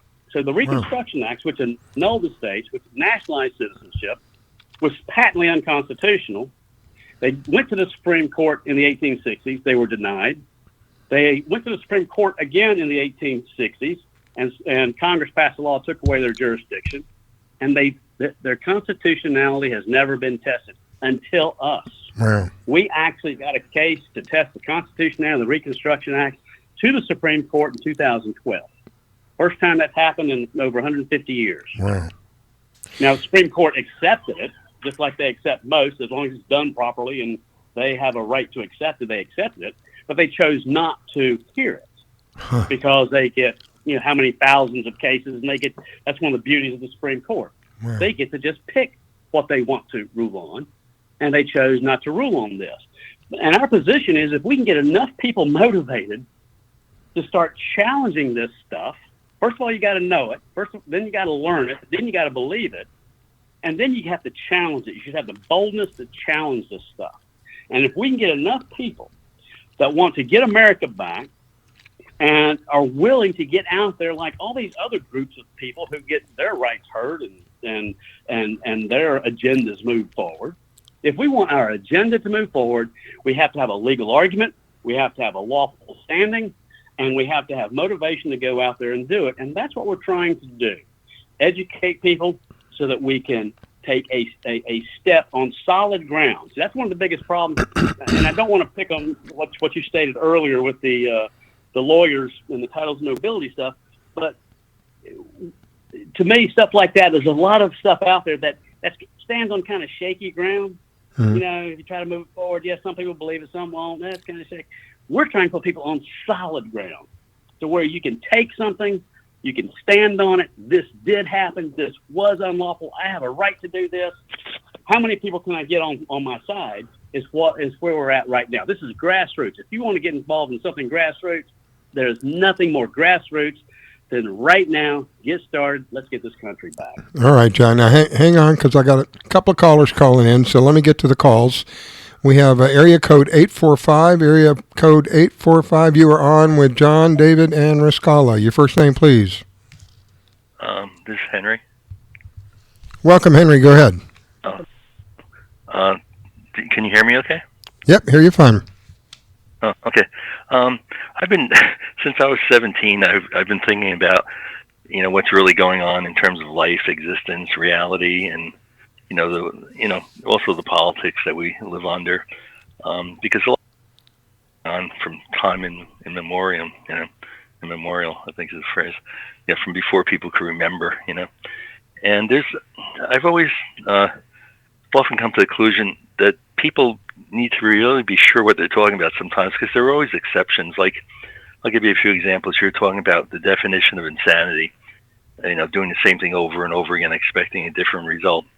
Now, if you were to take a rock and a sledgehammer and start smacking the rock, you'd probably find you even have to hit it maybe 20, 30, 40 times before that rock broke. But eventually it breaks, So there's an example of doing the same thing over and over again and expecting a different result, and it actually being valid, Mm-hmm. Good point. You're talking about people in China. I mentioned once on late night. I had a friend who was married to a Chinese woman. He'd spent half the year there, and he said to me, when I tell her family what I have to pay in property tax to live in my own home in New York, he says they can't believe it. He says if they were doing that to us in China, the people would be revolting in the streets. Wow. He said he was sitting in the police station one day trying to get some papers signed or something, and there's some drunk guy sitting out in the highway out in front, and police car eventually comes up, pulled him into the car, and my friend says to the clerk, he says, "Where's he taking him?" He says, "Oh, he's taking him home." He says, "That's incredible." He says, in America, he'd be taking him to jail, Yeah. One day he called me up, and I hear all this noise in the background. I said, "We have a really bad connection." I hear, he says, "Oh, those are 6-year-old kids out in front of my building setting off fireworks." I remember there's a guy on one of the forums I sometimes frequent. He posted he was living in China, and on the 4th of July, he decided to go out. This is in the main city. He went out to the street corner and set off rockets in the middle of a city, like New York almost. And he said, the cops came up and looked at it and said, what kind of stuff you got there, And so, its perceptions are not always what they seem to be. I think some people are content living in China under the freedoms that they have, just like some people are content here, and we don't do anything. But, we've been living under this governmental tyranny from the beginning of time. You just go back to the Romans or the Anunnaki. You can go back to ancient Rome, and probably like 7 out of 10 people were living as slaves, and it didn't get worse through the Middle Ages.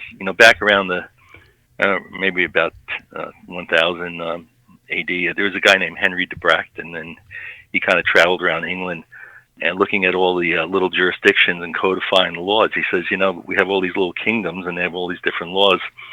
But one of the things he wrote about, he says, in his writings, he says, to rule, a king only needs 2 things, a set of laws and arms to enforce them. And that's pretty much what we have going on now. I mean, you take the difference between the federal government and the state governments. I would love if we just had one national government so we could live under the same laws and not, you could smoke pot in Colorado but not in New Jersey or something, or, the federal government doesn't tax me to live in my home, but the state does. It's so regressive, and the most progressive states use that most regressive taxation against their own people to the degree where, even poor people have to pay a tax to live in, whether it's their own home or an apartment. People have no income. You could be disabled, elderly, where you can't work.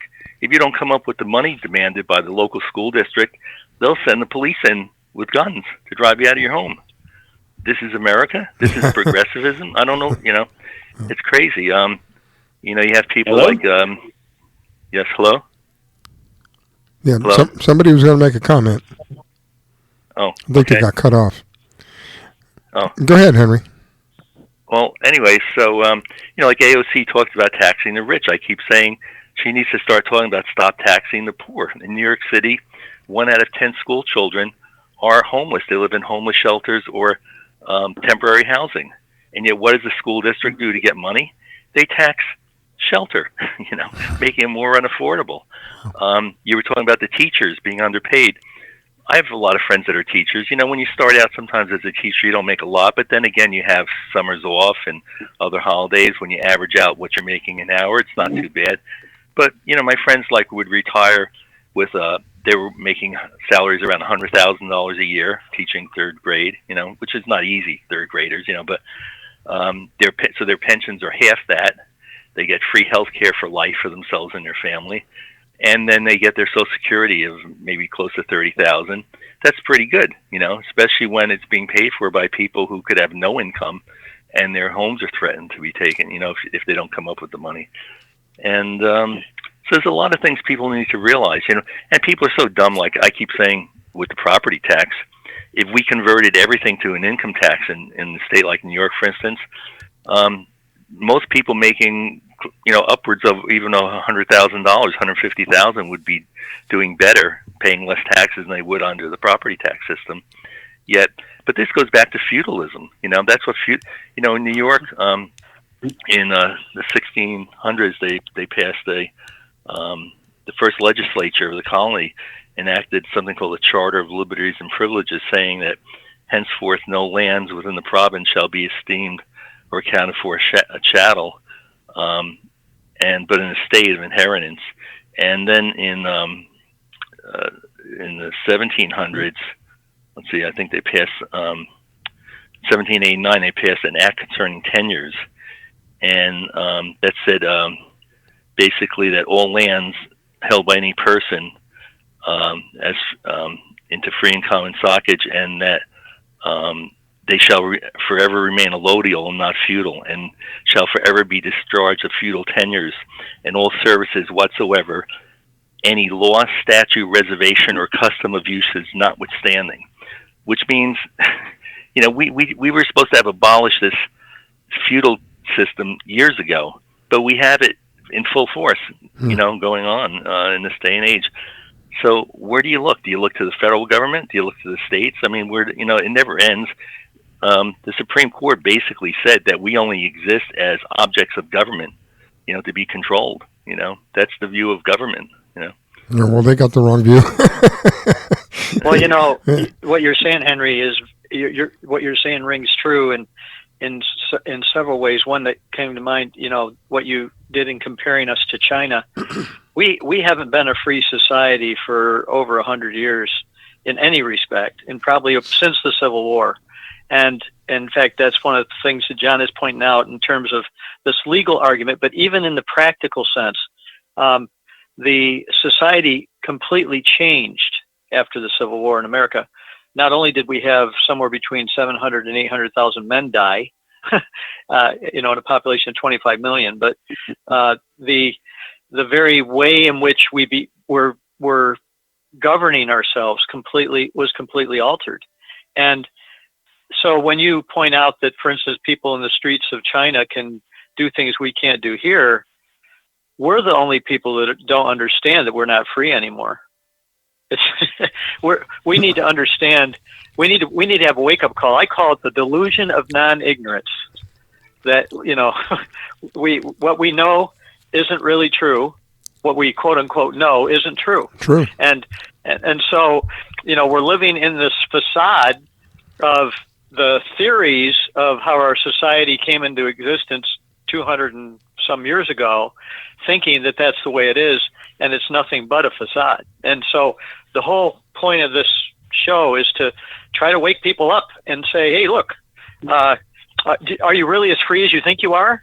No, you're not. And, give them a slap on the side of the head kind of a thing, metaphorically. That's right. That's what this is about. We're going to either figure this out, and if we don't fix it, we're toast. And so Exactly. that's the bottom line to me. So yeah, I agree totally. Well, Henry, thank you. I greatly appreciate your input. Thank you for taking the time to call in. I've got to let you go because I got another call up here, and I got one after that one. So, any parting words for us before you go, my friend?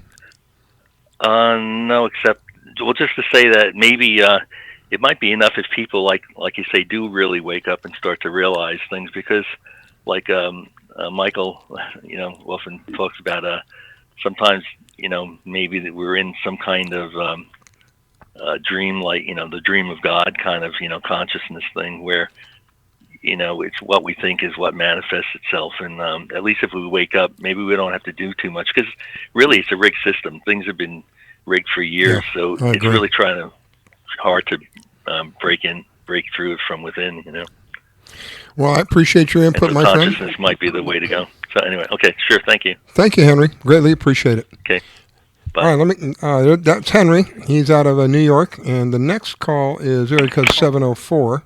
Area code 704, you are on with John and David and Riscala. Your first name. Hello, Riscala. My name's Milo. How are you? Good, my friend. Go ahead. Good. Well, I'll preface this by I know John personally, and I've been speaking with David for a little while now, so I'm already familiar with both of their positions. In fact, I am a state citizen in the reestablished state of North Carolina. I'm listening to these shows because of the recent joining of these ideas, both of them.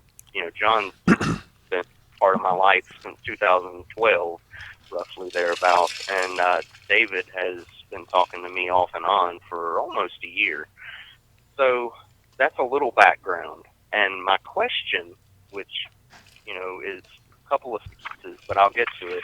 I've got to explain that part of what David has talked to me about, especially over the past couple of months, and what he's been in conversation with us as privately as he has been publicly, what he wrote his book about.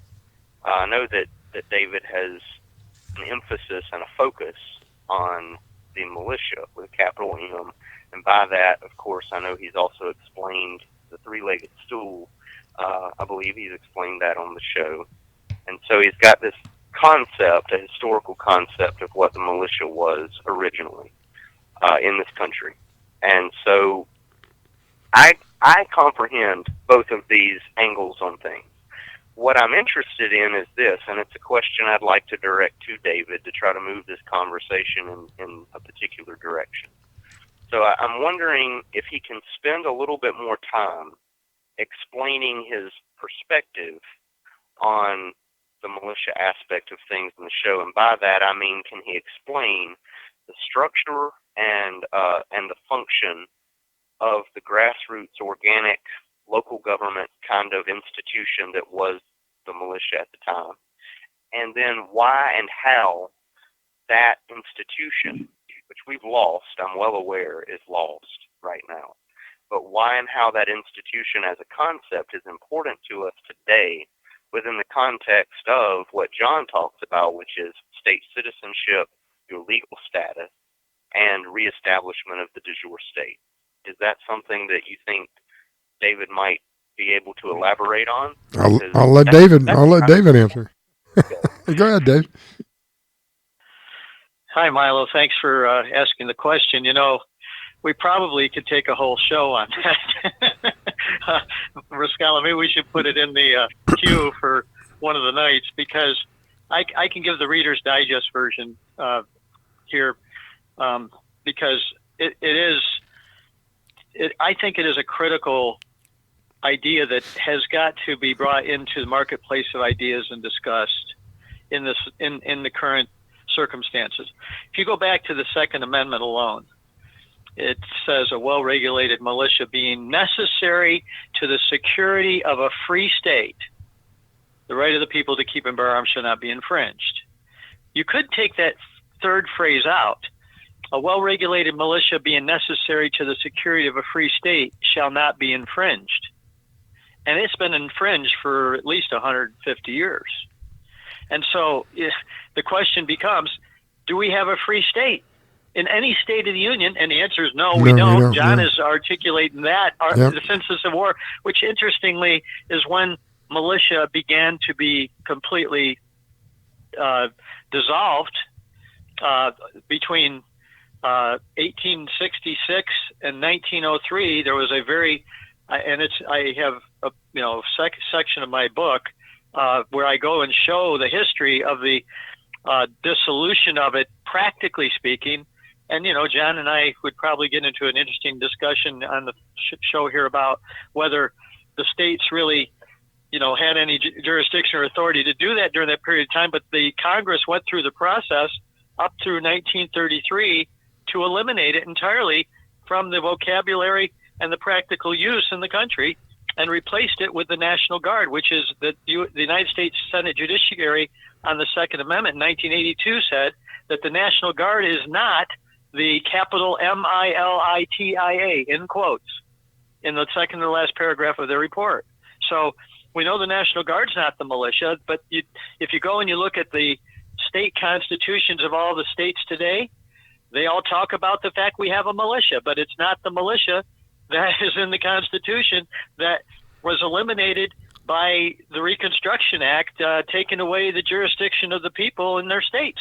So, we have such a web of stuff here. And when, I met John through his material, and then we've talked, that's why his stuff makes so much sense.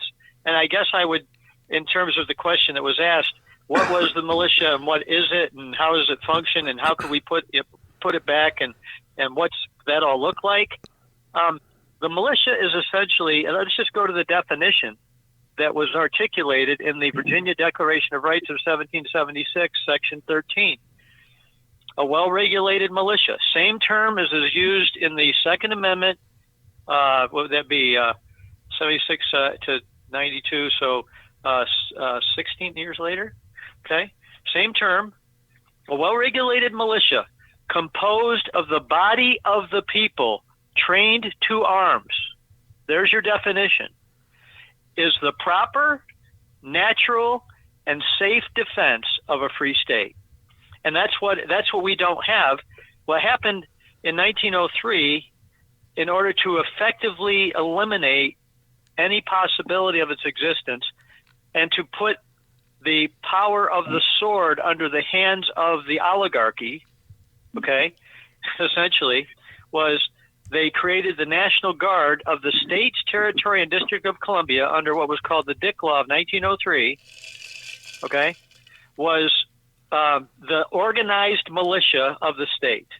And that was not the same as the quote-unquote militia in the Constitution. And so what you had was a changing of form. And in fact, what they did, in that Judiciary Subcommittee document, they said that Congress knew that they were not going to use the provisions for militia in the Constitution to create the National Guard, but they went to the disabilities of the states in Article 1, Section 10, Clause 3, and went to the provision where Congress has the authority to give the states the ability to have federal troops in the state. And so what we have today is federal troops in the state. And I have a real easy analogy to kind of help you understand what this is about. Let's suppose Congress passed a law, and the law said that every cat is a dog. All right. So in other words, the definition of cat is a dog. In the law, where you see the word dog, it's pointing to cats. All right. And then you put a law in place that says all dogs will be on leashes. What would you see? You'd see a bunch of cats walking around on leashes. All right.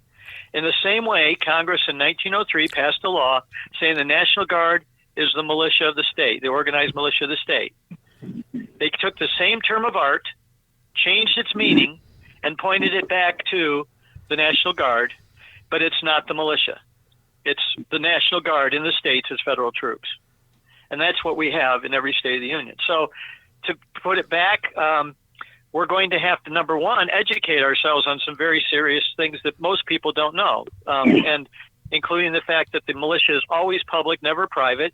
It's always a governmental institution, not a private institution that's just by whim, and that it's well regulated, meaning that, by the way, the word regulate is only used 3 times in the U.S. Constitution.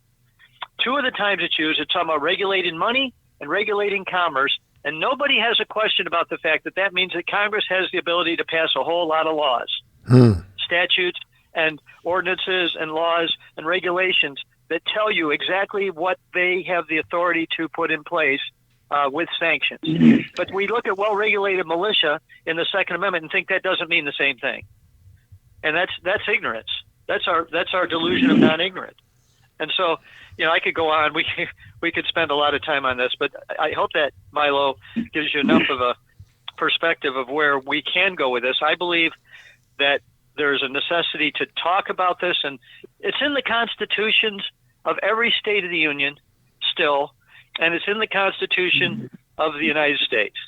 And yet people don't want to talk about it because the perpetrated ignorance has been to make us afraid of the term of art, to not want to go there because it's something that's it's almost terrorism to talk about it. It's ridiculous. It's really kind of, it seems people need to understand this is the brainwashing. This is you take away the power of the people, you've got us. By the way, there's 3 powers of the state: the power of the purse, the power of the sword, and the power of the law.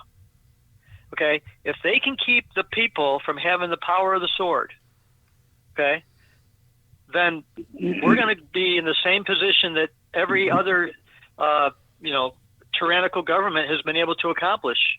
Get rid of the ones that they don't like, and we won't be able to stop them. That's why all this is happening. Let me say one other thing. It's a little off the track, but I think it's important. Everybody's concerned right now about the red flag laws. Or not everybody, but many people are. I am. There are some that think that they're great, okay, that we need that kind of protection.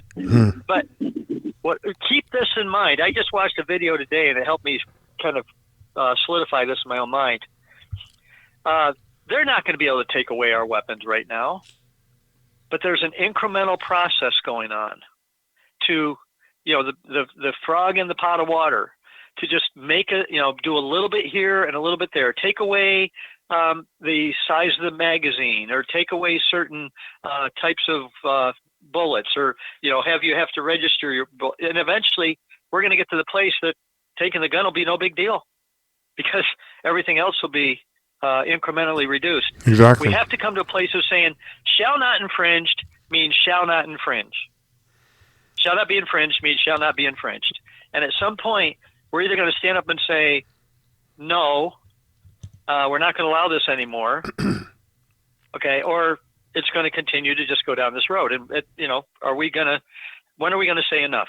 So those are just some of my thoughts at this point. And I totally agree with you. John, do you have any thoughts on that? Yeah, it just so happens I was talking to a guy on the phone today about this topic for a couple hours. I think he might be you.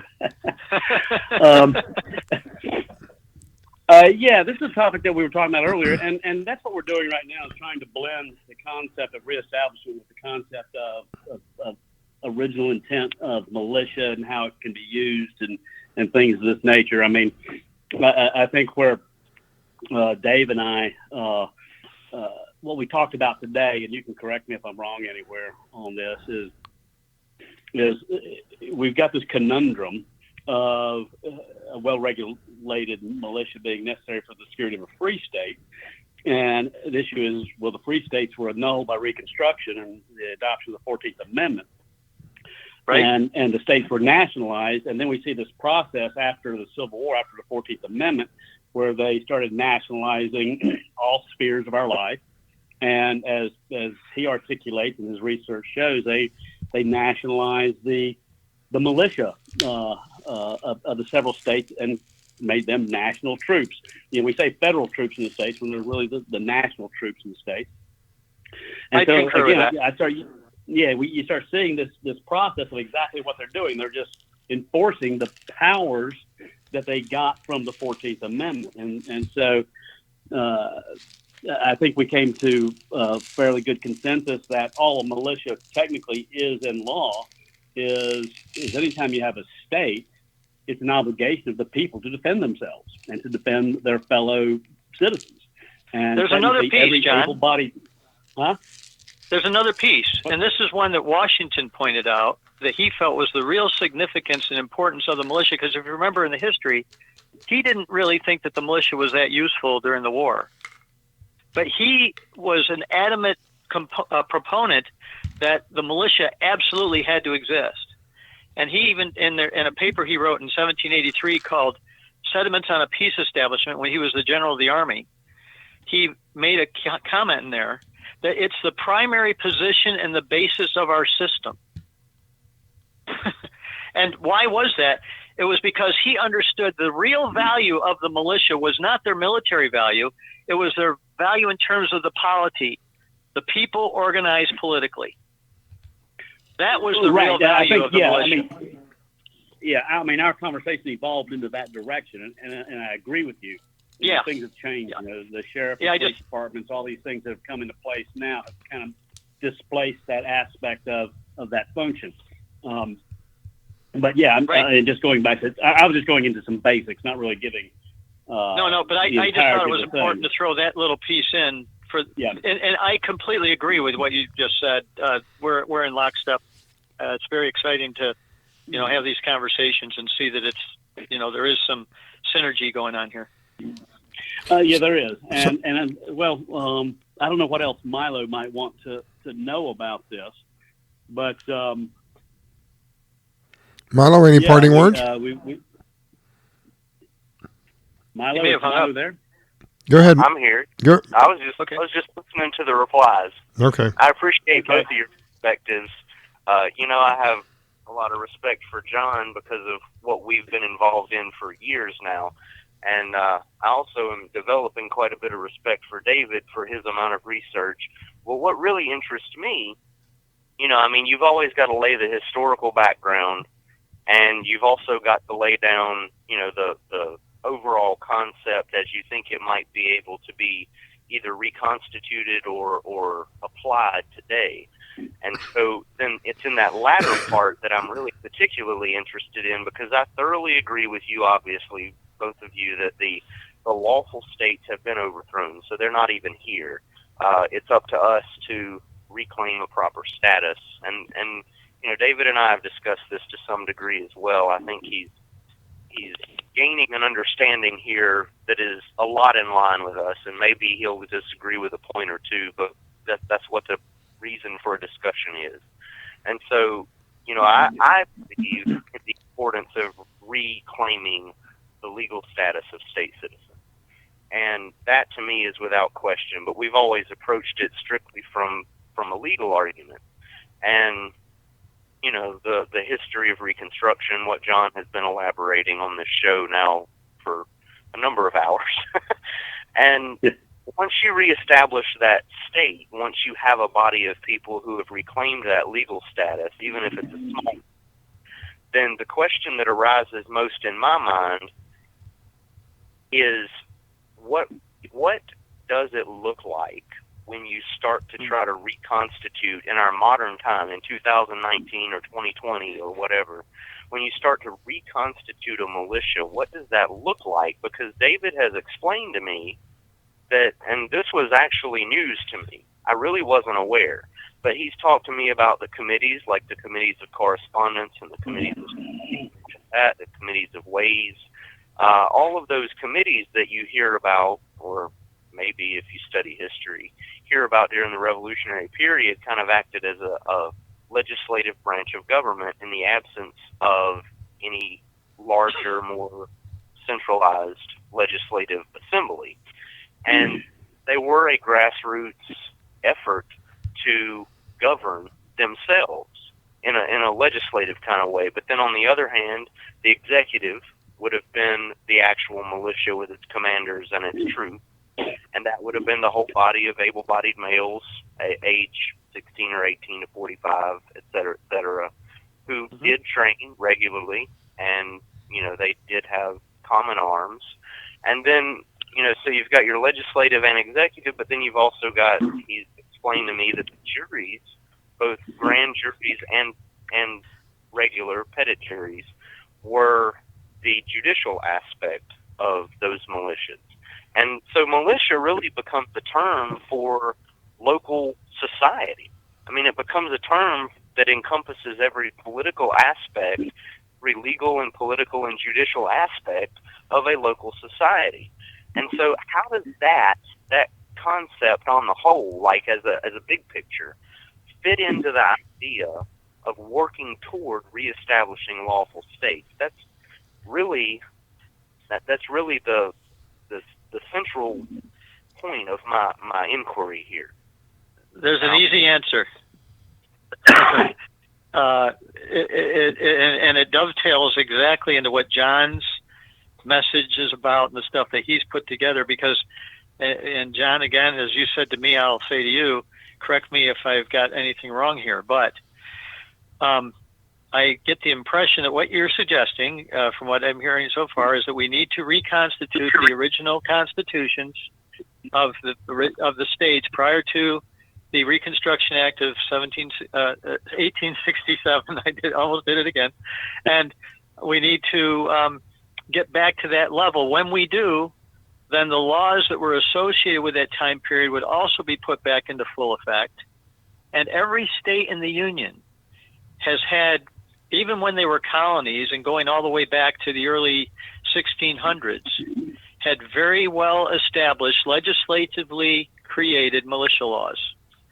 And so at the moment that we reinstitute the constitution of a state, you also reinstitute the laws that were associated with those constitutions at the time that you restore the original constitution. And every state had militias that were completely organized by being well regulated. And so it won't be difficult. In fact, in my book, I have an appendix where I took the Florida militia laws prior to the Civil War, and I reframed them in a modern context to reestablish an example of what a law would look like if it was articulated today.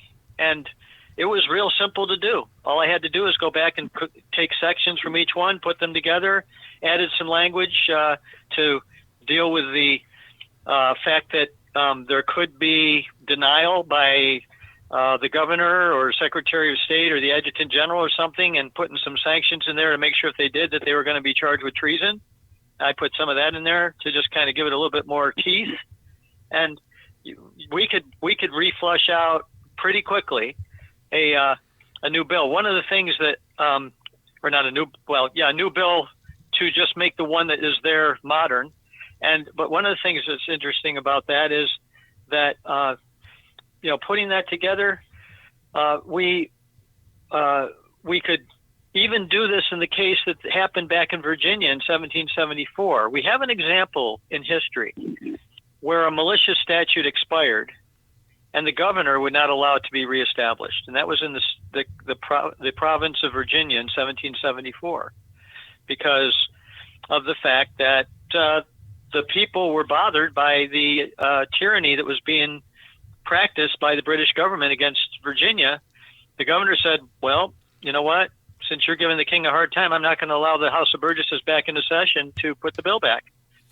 And John and I had a little conversation about maybe the governor had that authority, but not if the people's rights were violated to the place there was no protection anymore. And they were sending troops, redcoats, into Virginia at that time and threatening the people.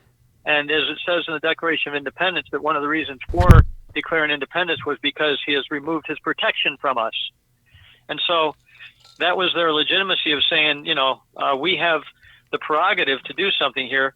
And in every county in Virginia, which included West Virginia at the time, in every county, the people had the wherewithal. And this is where I began to go do my research, because how they know to do this. But in every county in Virginia in 1774, they went and created an ordinance to put back the 1738 law under their own recognizance. And they did it virtually the same in the entire colony within 4 to 5 months. How in the world could they do that? It helped me to begin to understand the infrastructure of the colonies at the time that gave them the ability to do what they were able to do with no transportation or communication that was any very much better than we had in the time of Christ. And yet they were able to do this.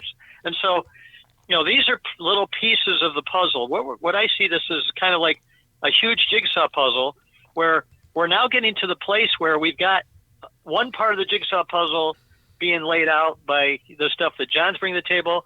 Part of the jigsaw puzzle is being brought out by people like myself and others who are in my arena working together.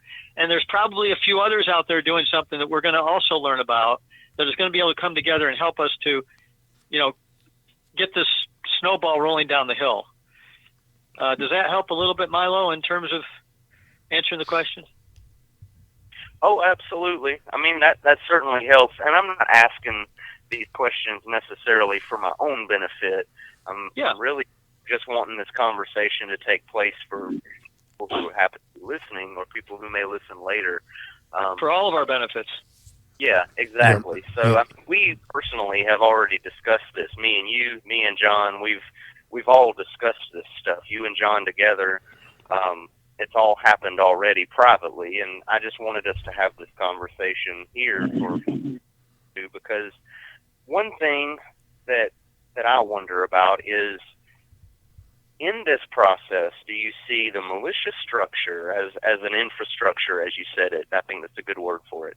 Do you see that as being an aid to the process of reestablishment, or do you see it as simply being a consequence of the process of reestablishment? And I don't know, this is venturing into new territory as far as what we've talked about, because you and I haven't spoken on that question yet, and I don't know if you and John have.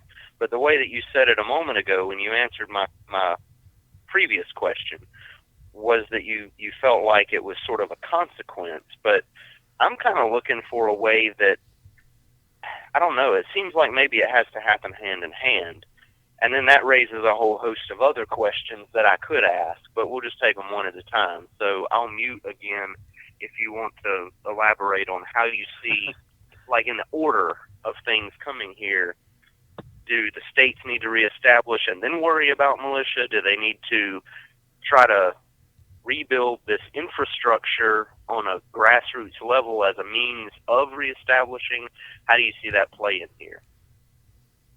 I think the answer to your question, you said, do you do it beforehand or do you do it subsequently? And I think the answer is yes. The problem, we have a problem. We really have a problem that is, I'm not sure we have a way around it. And that is that the powers that be are called that because they have power. And the problem we are dealing with here is we don't even have enough people at the moment to really affect anything. And so we've got a problem to start with, that we need to have people become aware. And you guys know, because we've talked about it on the Facebook page and in conversations, I keep focusing on this concept of relevance. And it was something that hit me about almost a half a year ago. Because obviously I think about these things a lot in terms of the study I've done and the trying to put together ideas and sharing them with others. I talk to people all over the country about this stuff all the time. And it just hit me that we've got to figure out what the relevant points are that we should really be focusing on first. And then from there, we've got to put together a game plan with enough people that have a piece to contribute that can get this thing off of being just a couple of folks out there trying to get something done to where it can actually get momentum and become a movement. And I believe that this issue of the polity, the way that people are organized politically, has got to be identified and recognized as a serious problem. They figured out how to get us essentially unorganized politically, and that's not just a phrase. That's actually in the law of the de facto government today. They actually created the unorganized militia in 1916 in the National Defense Act and put everybody in it that's not in the National Guard or a retired member of the military.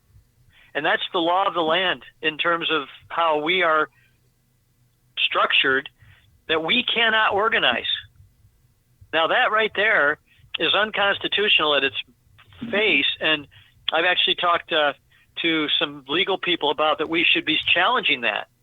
Because if I have not the ability to get together with people in my community and organize ourselves to protect us from sleeper cells that might be in our community, or if I'm near a nuclear power plant and there's a potential that that thing could blow up, and we need to have some ability to organize ourselves to deal with that. And there's a constitutional structure that allows us to do that, and we can't do it because there's a law that says that we are not allowed to organize.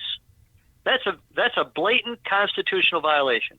I have the unalienable right to get together with people in my community and have a common defense, a common protection, a common security.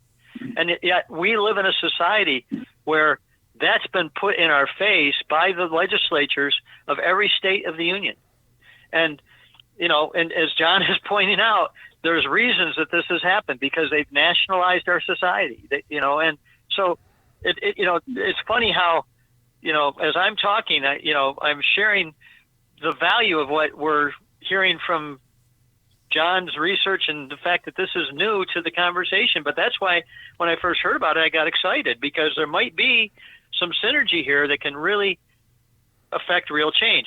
The problem we had, getting back to your question again, I believe, in fact, I think the first time that John and you and I talked, I made the point, what are you going to do when you're successful in a state and they recognize, that they have to admit that we have to go back to that original Constitution, and you don't have any way to protect that movement, that moving forward, and they come along and squash you like a roach, and don't think that they won't try.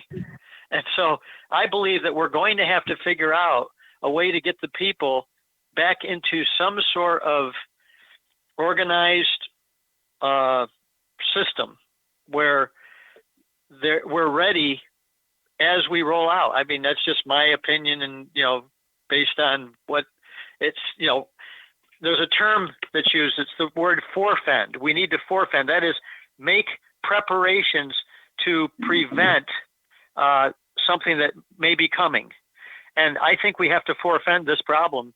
And we're going to have to pull together some smart people, legally, politically, in terms of all the expertises that we can pull together to figure this out. And it's going to take a movement to make this happen, in my opinion. So that's where I would say we need to go. But yes, I think we're going to have some things in place beforehand, and then some things will follow. I think it's going to be both cause and effect, both, in my opinion.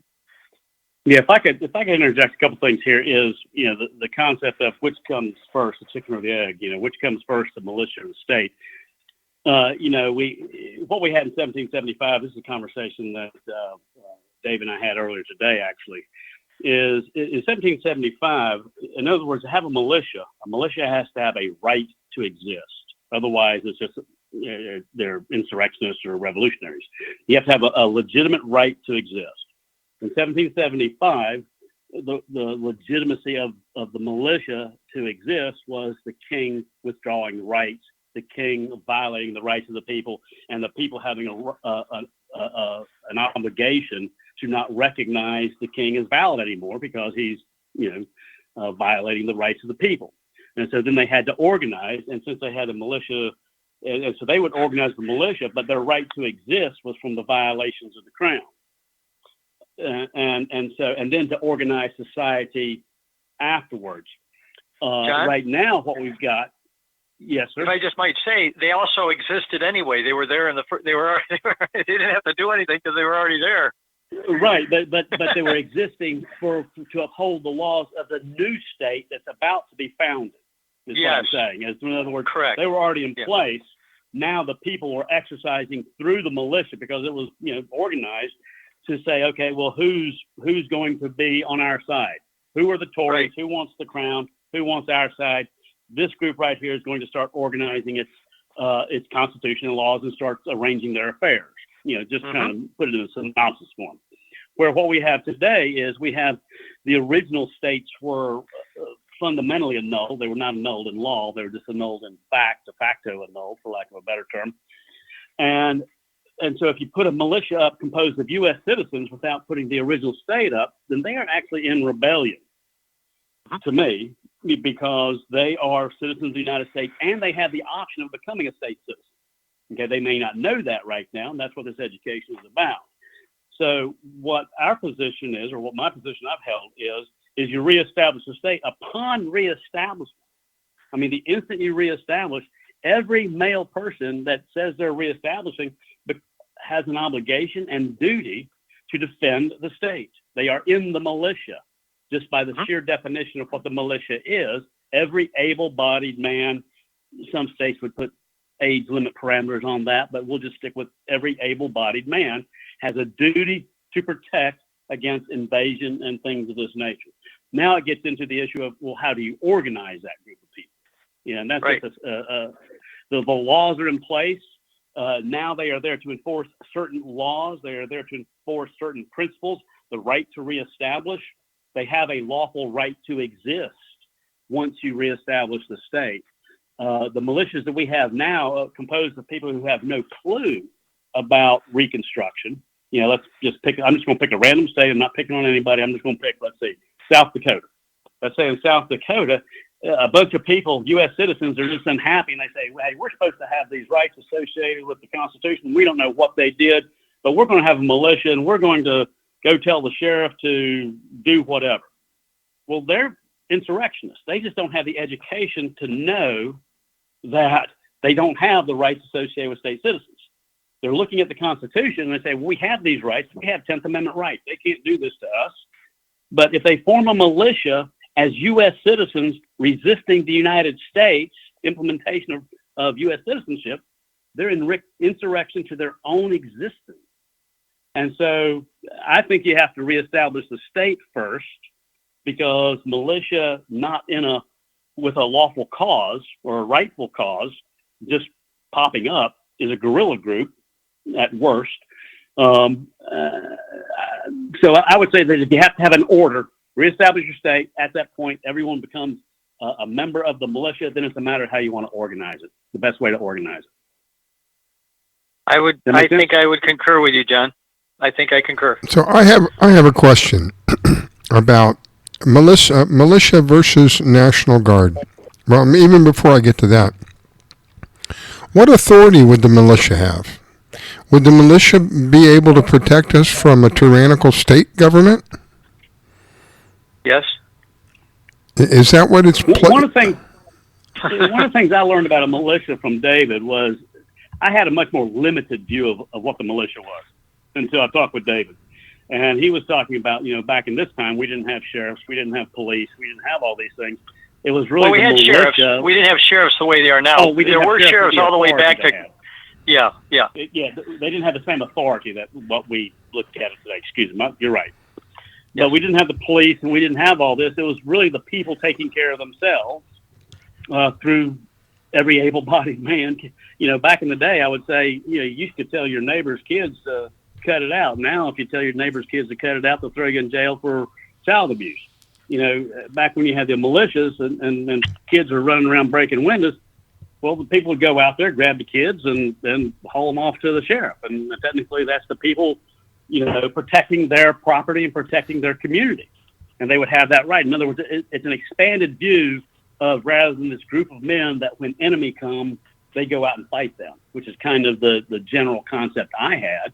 But what David says is it was more of an expanded community role in our everyday lives of keeping order, because there were no police and there weren't anything of that nature. So would it be... Even, if I might interject, if you go back to even the Federalist Papers, there's a section there, I can't remember which one it is, I got my book, I can look it up here, but there's actually a section there where it talks about the power of the county. The power of the county was the power of the people to come together and solve a problem as a police power. And the sheriff, what happens is when a public official says, we've got to go after some guy that just, burglarized, a bank, the sheriff could call the people together and they would know to come together and go after the guy. And the power of the county is still a sheriff power in many states, but it really was a power of the militia too. And so, because there's actually a structure to the militia from the state level down. You had divisions, you had brigades, you had garrisons, you had battalions, you had regiments, and you had companies. And every local level, you had militia companies that were made up of 150 to 200 men that were under the command of a captain and 2 lieutenants and 4 sergeants and 8 corporals and about 50 to 125 privates. And that was the structure of the community. And everybody served. And even conscientious objectors were not, not immune. Exempt. Exempt. Thank you. From it, they if they didn't want to serve, they had to pay for another person to serve in their stead, and they had to provide a weapon. It was very clear that this was an obligation. In some states, they gave a privilege for conscientious objectors to not serve, and this is in statute. This wasn't just some whim. This was stated in law as to what they were obligated to do and not do. And if there was an alarm, they had to serve anyway. It didn't matter. If there was a threat to the entire state or the entire province, they had to serve in some respect. So, it was an entirely different mentality. As everybody, it was just, I like to say it this way.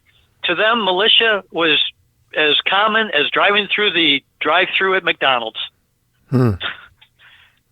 So one of the members in the chat room brought up an interesting question. He says, so the militias aren't legal until the states are reestablished. He put that in a question form. Would that be correct? Militias, in terms, John, you go ahead. I'll either concur or not, or go ahead. Yeah, it all depends on what the people in the militia are trying to do. If you just have a group of people, I've seen some militias. There's some in North Carolina that are really service groups. They call themselves a militia. There's a difference between calling yourself a militia and actually being a militia. So I know a group in North Carolina, organized militia of a certain county, and they've got a good relationship with the sheriff. And during times of emergency, like floods and hurricanes and things of this nature, they go help with the sheriff acting as that county militia for service things of that nature. Now, I would say that would be totally lawful. They're using the word militia. I'm not sure it's not being used in the context of what Dave and I are talking about. But a militia that is going to rise up and go against the United States government, saying it's out of control because the states violations have state of the rights. Constitution. the violations of the Constitution of what they see, and they want to enforce it. I would say they would be a revolutionary group if they're operating outside of the violations of the law of Reconstruction. Because they'd be United States citizens wanting the rights of the state citizens and willing to bear arms to get the rights of the state citizens without claiming the right of a state citizen. In law, you have to exhaust your remedies. They have to declare their allegiance to the original state first that they say they want to have the rights of, and then they have an obligation to fight for it. It'd be like a Frenchman, fighting for the rights of a U.S. citizen in France. I mean, they're not a U.S. citizen. They're a Frenchman. So you can't have a United States citizen fighting to have the rights of a state citizen. It's an absurdity in law. They're just confused people, for lack of a better term. Well, yeah, and I think part of this is on purpose. It's a deceptive system. Of course it is. And this is what we really need to point out, because people are under, a perception of something that in fact, in reality, is nothing else. It's not even close to what we've been told. The idea of a well-regulated militia, and I think David touched on the militia would be, or maybe John did, the militia would be people within our community that would be, I guess, sort of like an army. I mean, David broke it down into how many people were in each portion of it. That is something that has been systematically taken away from us. A little, we talked about the gun rights, where there's a little bit here and a little bit there, and before you know it, now we've got big chunks going on. It's the same thing with this idea of the militia. It was a little there, it was a little here. Well, of course, they passed these legislative laws to get rid of them, but the idea, you see, you can, in my experience, you can write all the laws you want, but in order for something to die, it's the idea of that thing. It's the knowledge of whatever it is. Once that is gone and it's no longer passed on, then it's really going to die. But as long as the knowledge of whatever it is kept alive and is passed down, then whatever that may be continues to live on. And that's what I see has happened, the knowledge. Much of what you spoke about tonight, both of you, I don't think the average person has a clue. I'm going to tell you, I'll be honest with you, some of this stuff I had when David pointed out to me, I said in the monologue in the beginning of the show, I said that the founders, when they put this stuff together, they used specific words, and they were very careful in how they assembled everything, because they realized that this document wasn't just for then, it was going to be forever if this thing was going to work. And I kind of passed over the word regulated. I always thought the militia was just the people, which in a way is correct, but it's not just the people, it's well-trained people. Something that has, again, the idea of that has been taken away from us. I'm a little older than John. When I went to school, believe it or not, just a couple of years before I went to school, you could take your .22 rifle to school, unloaded, of course. Imagine that happening today. You take your .22 rifle to school, unloaded. They put it in a safe place for you, and after school, you go to the shooting range, which was at school, that was also sponsored by the local police department. The whole idea. Well, let me go a step further with that one, Rosada. When I was in school, which was a few years after you, but before John, we had guys who'd come to school with their rifle in the back of their pickup truck on a rack. Yeah. Go into school and leave the rifle in their truck. In the back truck. And we would have that too. That was common. That happened numerous times. And that's the 1970s. Yeah. And that happened numerous times. Think about Switzerland. Here's a country that's neutral, but every able-bodied person has an assault weapon in their house. And there's no violence over there. And we're talking about assault weapons need to be taken out and all these things of this nature. We need a morality check is what we need here. Amen. Switzerland has assault weapons in every household.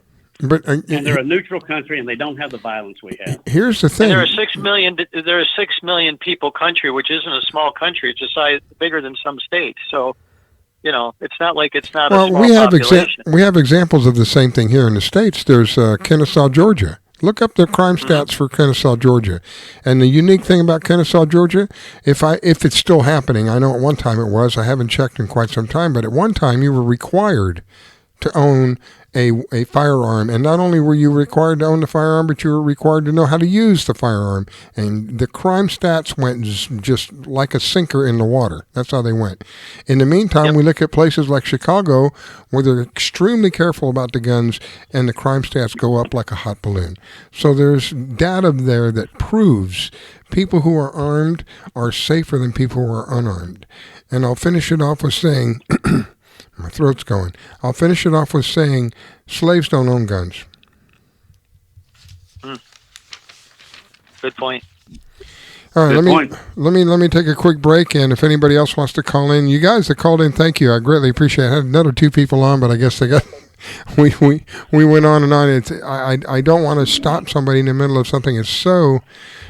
First of all, it's very, very interesting, but second of all, to me, it's very important. And I didn't want to break Have them call back in, man. Well, the lines are open. If you guys, 2 of you there that hung up, I don't remember the area code, but call back. We'll take you. Let me take a quick break, and we'll be back real quick here, and then we'll take your calls. You're listening to the Red Pill Reality Show on the LNM Network. Don't go away. We'll be right back. Being a dad is an adventure full of special moments. A cruise? Surprise! Unexpected moments. I got this. And even awkward moments. Okay, Dad, thank you. But every moment you spend with your kids, even the smallest moments, can make the biggest impact on your child's life. So take a moment to be a dad today. There's a lot of fear in coming back to school. I wasn't sure if I could do it. I'm a 40-year-old man that walked in there to get his high school diploma. It was very hard for me, but the teachers, the counselors, they help you. One of the teachers was Miss Araceli. Miss Araceli, she gave me direction. Every single time I had a question, she'll put down whatever she's doing and she'll come over and she'll sit there with you until you get it. Thank you, Ms. Araceli. I know you make a difference in people's lives because of the person and teacher you are. I wanted to be here because I wanted to thank you for helping me get a beautiful gift. 50% of getting your high school diploma is walking through those doors. The other 50% is doing the work. Getting your high school diploma, it is a life-changing experience. It really is.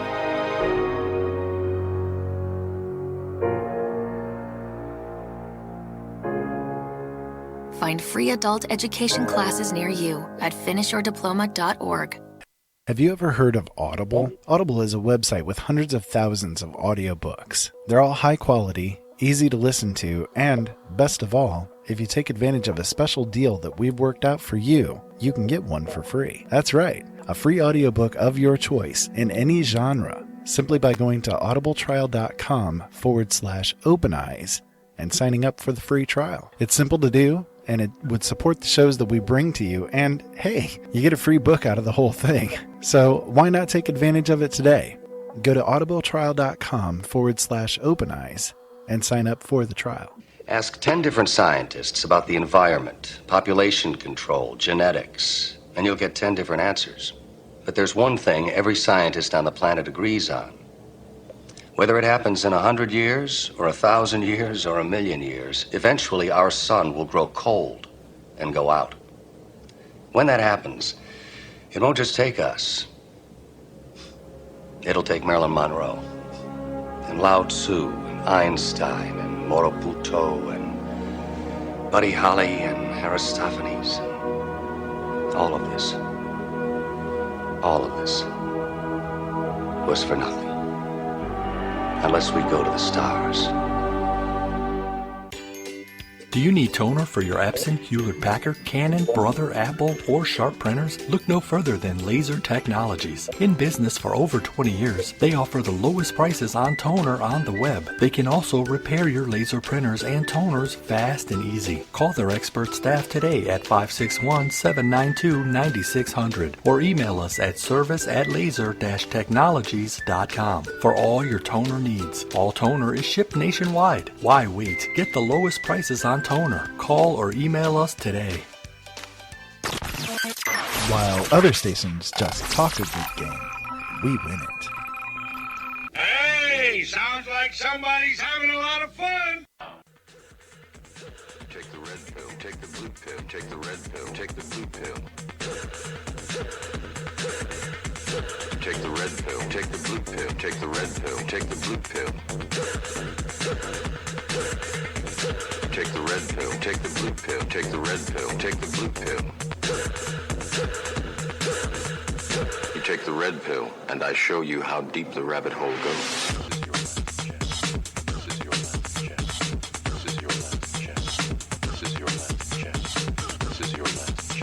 This is your last chance. After this, there is no turning back. You take the blue pill, the story ends. You wake up in your bed and believe whatever you want to believe. You take the red pill, take the red pill, take the red pill, take the red pill, take the red pill, take the red pill, take the red pill, take the red. You stay in Wonderland. You stay in Wonderland, and I show you how deep the rabbit hole goes. Goes, goes, goes, goes, goes, goes, goes, goes, goes, goes, goes, goes, goes, goes,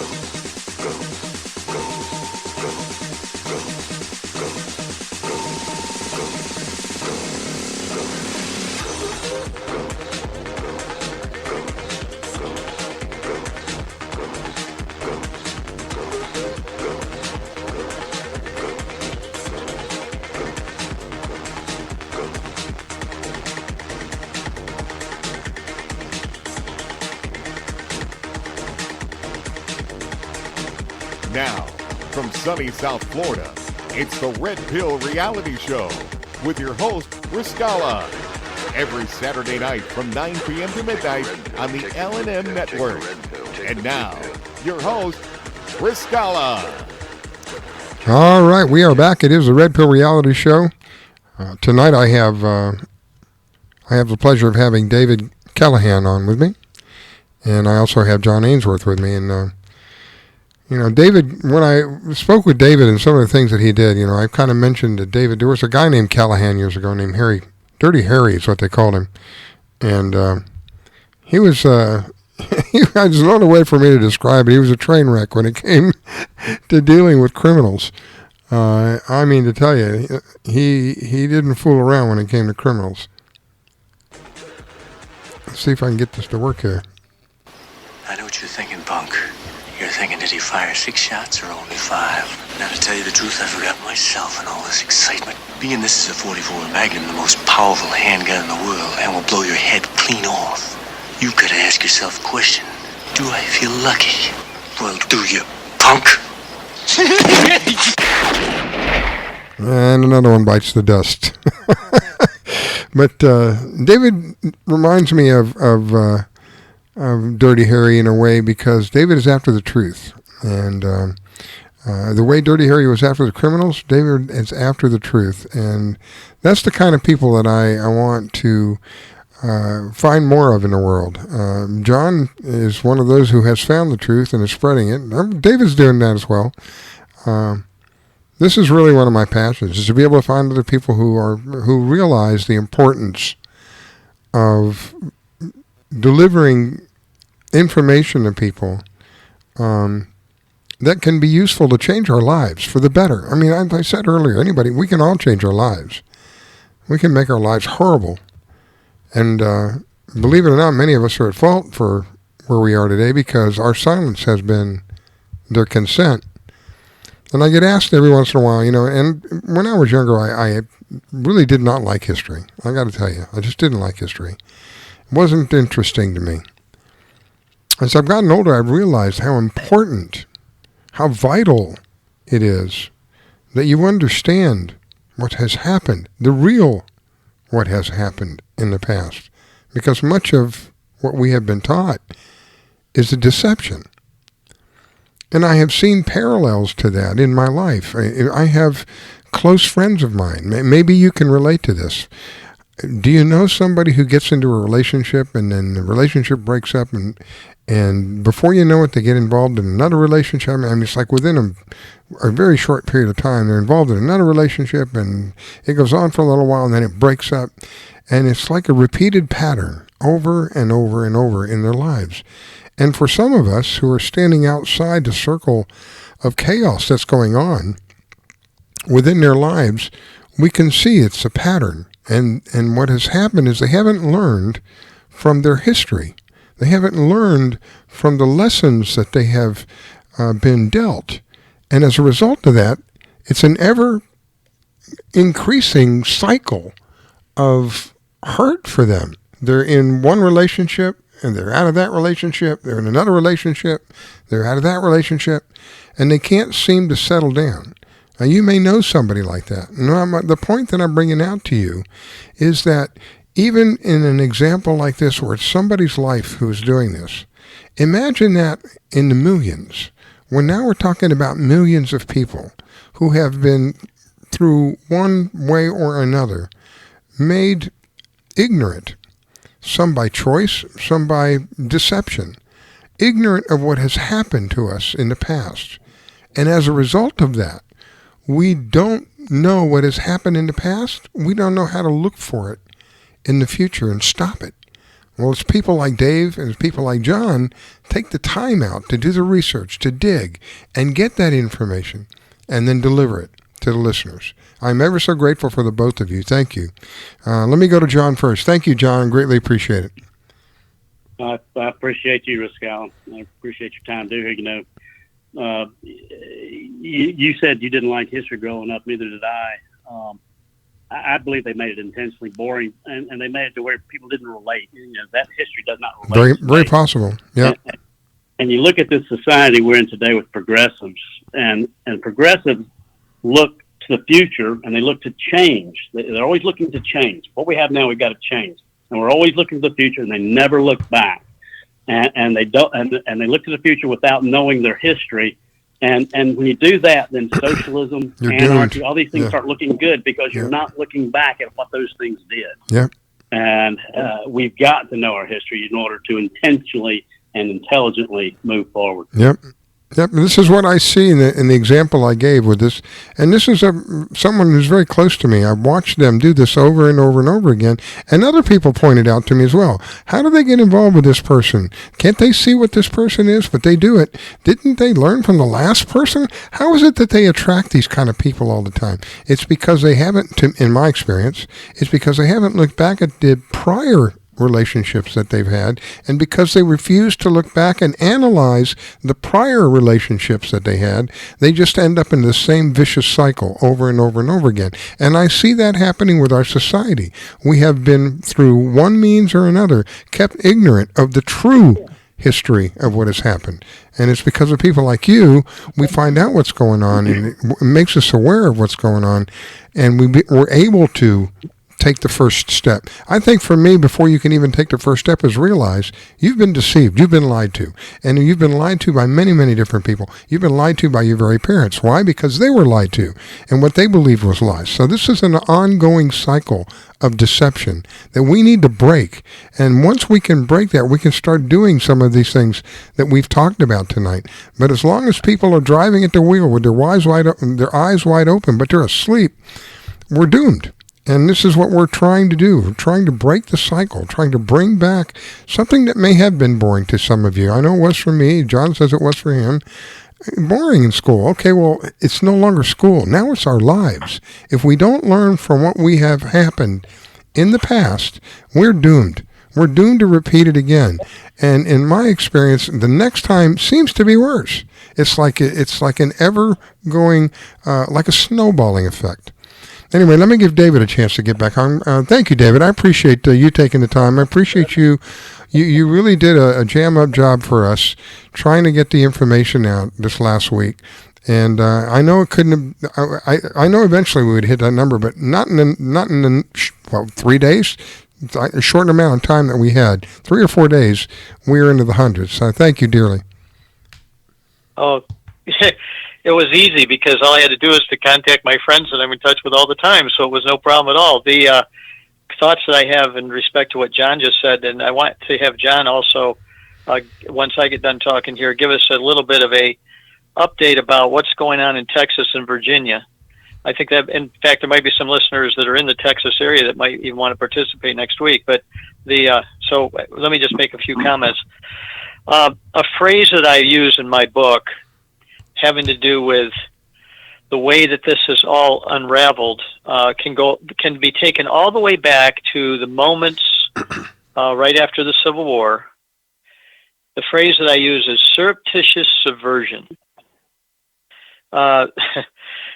We have had things done that the general population had no clue was going on.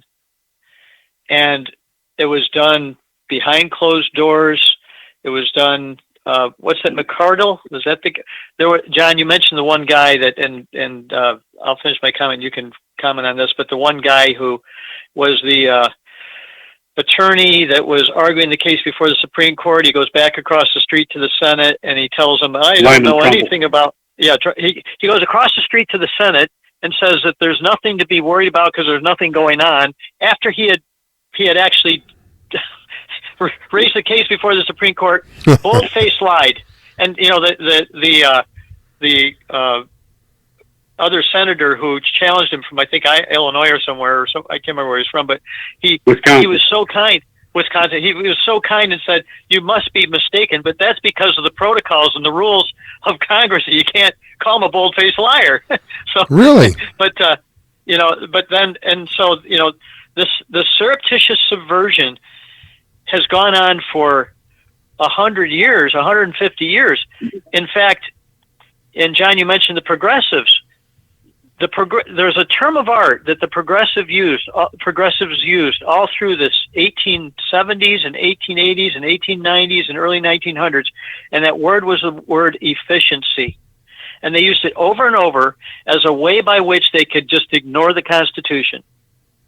And that's the way. And I don't care if it's the progressives or it's the neoconservatives or who it is. Anybody who is attempting to fail to support and defend the Constitution, they took an oath to support and defend, even in spirit, if not in letter because it's screwed up,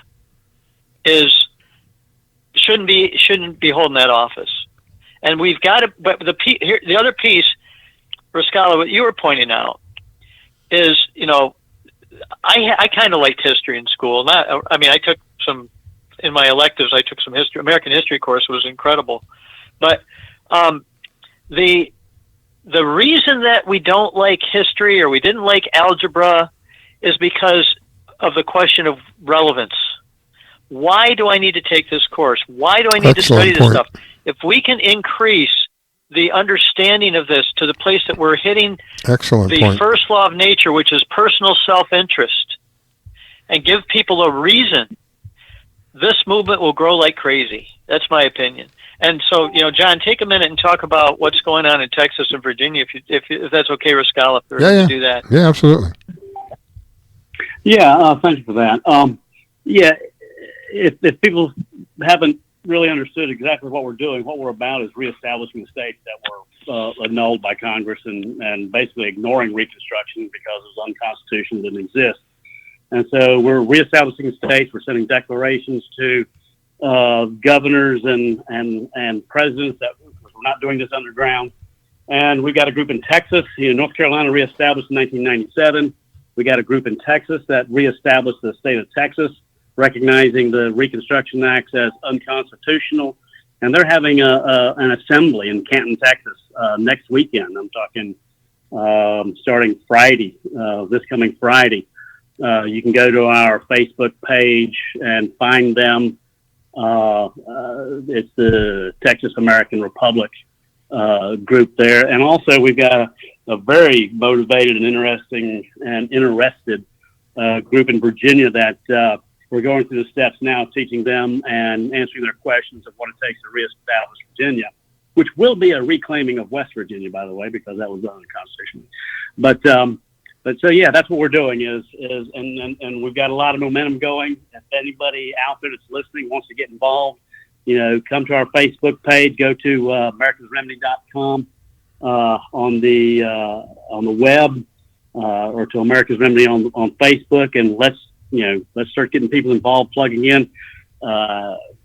As Dave said, relevance. Why do I need to know this stuff? Well, if you want your country back, if we want to get it back under the Constitution, if we want a future for our children or our grandchildren, you need to know this information. You need to be getting involved in this. It is relevant to what's going on. It is a solution to what's going on. And we look forward to hearing everybody. And I want to thank Ms. Scala again for having us on. Hey, it truly is an honor and privilege to have you guys, to even know people like you. It's difficult to find. This has been systematically taken away from us when you think about it. People like John and people like Dave, they're probably one out of every, 25, 30 people. Maybe even a greater number, maybe 50 people. I don't know a lot of people that take the time to go back and research our history because they understand the importance of knowing what the history was. They also understand if they're going to make a stand against what is happening today, they have to find something solid and concrete to stand on. Well, if you don't know the history, you don't know what's happened in the past, you leave yourself open for all of that. And you're on sand. You're not on something hard. You're not on a rock. You're on, sand, and you're just going to die. And so both of these men have taken the time out of their lives. I've told people many times, the greatest thing that you can do for anyone is to spend time with them, because you're not going to get that back. I got news for you guys that listen to this show tonight. I'm ever so grateful for you, but you're not going to get that time back. That's just the way life works. So when you take time out of your life, you spend time out of your life to share with other people information that could vitally change our lives. I don't remember what it was, John or David, that said, for our grandchildren, I've got grandkids, I got kids, I got grandkids. Kids are my passion. And what we're leaving them today is shameful in comparison to what I had growing up. And I would like to find a way to be able to return to that a simpler life. I don't know if that's possible, but I know that in order to be able to even approach that, we've got to know what to do. And here are two men who have a viable approach on what we can do as individuals. And it doesn't take a lot of us to get this done. We can do as individuals to bring about the push, that force that we need to get the momentum going. And, both of you, I want to do it again because there's so much here. And this is so important to what's going on today. We're overwhelmed with the BS. I'll use those two letters. People will know what I'm talking about. That's going on even in the alternative media. All they're talking about, and I can't think of the word, circling around are political stories that are happening today. Well, that's all fine and dandy, but that's not going to help us change our lives, because no matter what they report, it is what it is when we're talking about the government. What we need to do is change the government. And I'm not talking about a revolution for any of those who get crazy on me. I'm talking about legally doing what we are responsible to do, by the way. As citizens of the United States, you have a responsibility to make sure that the government behaves itself. And we haven't done that in a long time.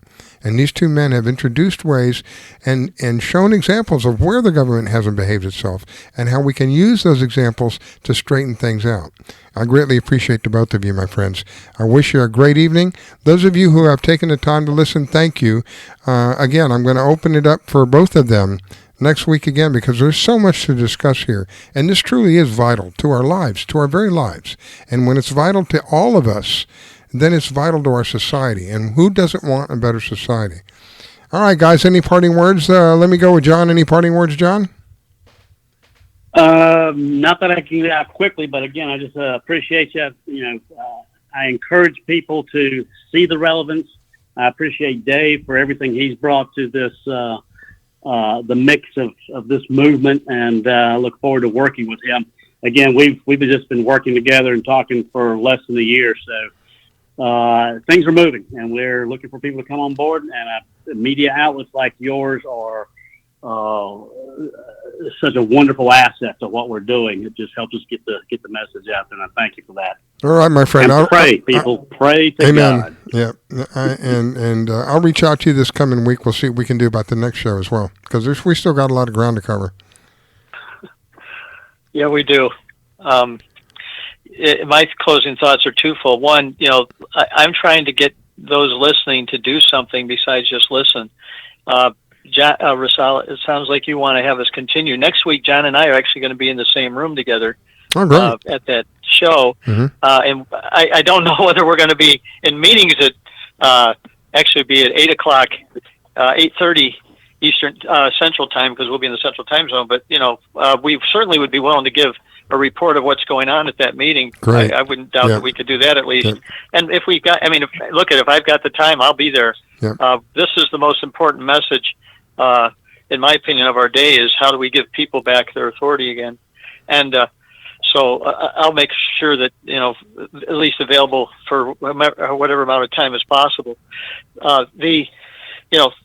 As John is saying, we've got to get people to begin to, do something themselves. And a very simple thing people can do right now is post tomorrow when you put this out on your archives, have people put it up on their social media, and let's continue to get the word spread out there of what we're talking about, and then encourage people to come and get on the show next week to hear what's going on.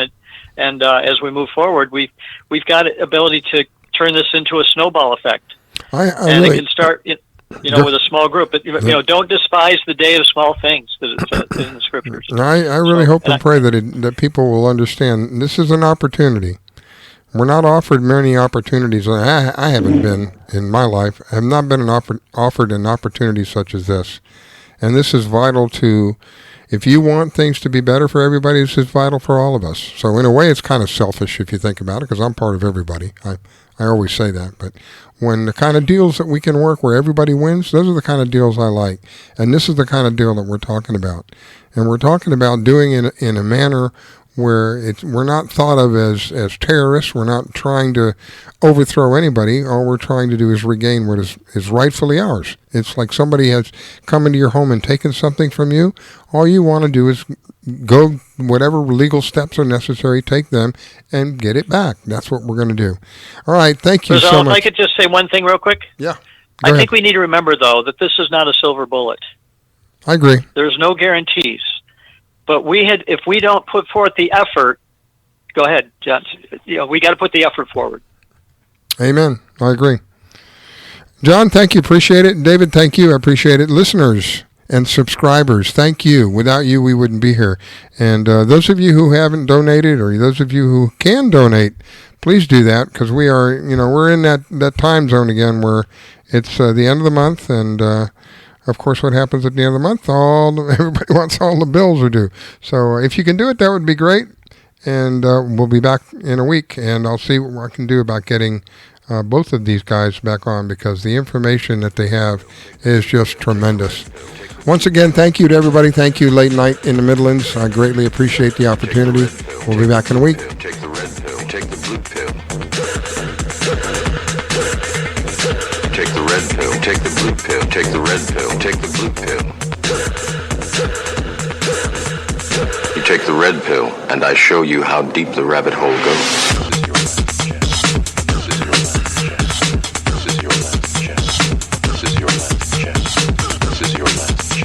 This is your last chance. After this, there is no turning back. You take the blue pill, the story ends. You wake up in your bed and believe whatever you want to believe. You take the red pill, take the red pill, take the red pill, take the red pill, take the red pill, take the red pill, take the red pill, take the red pill. You stay in Wonderland. You stay in Wonderland, and I show you how deep the rabbit hole goes.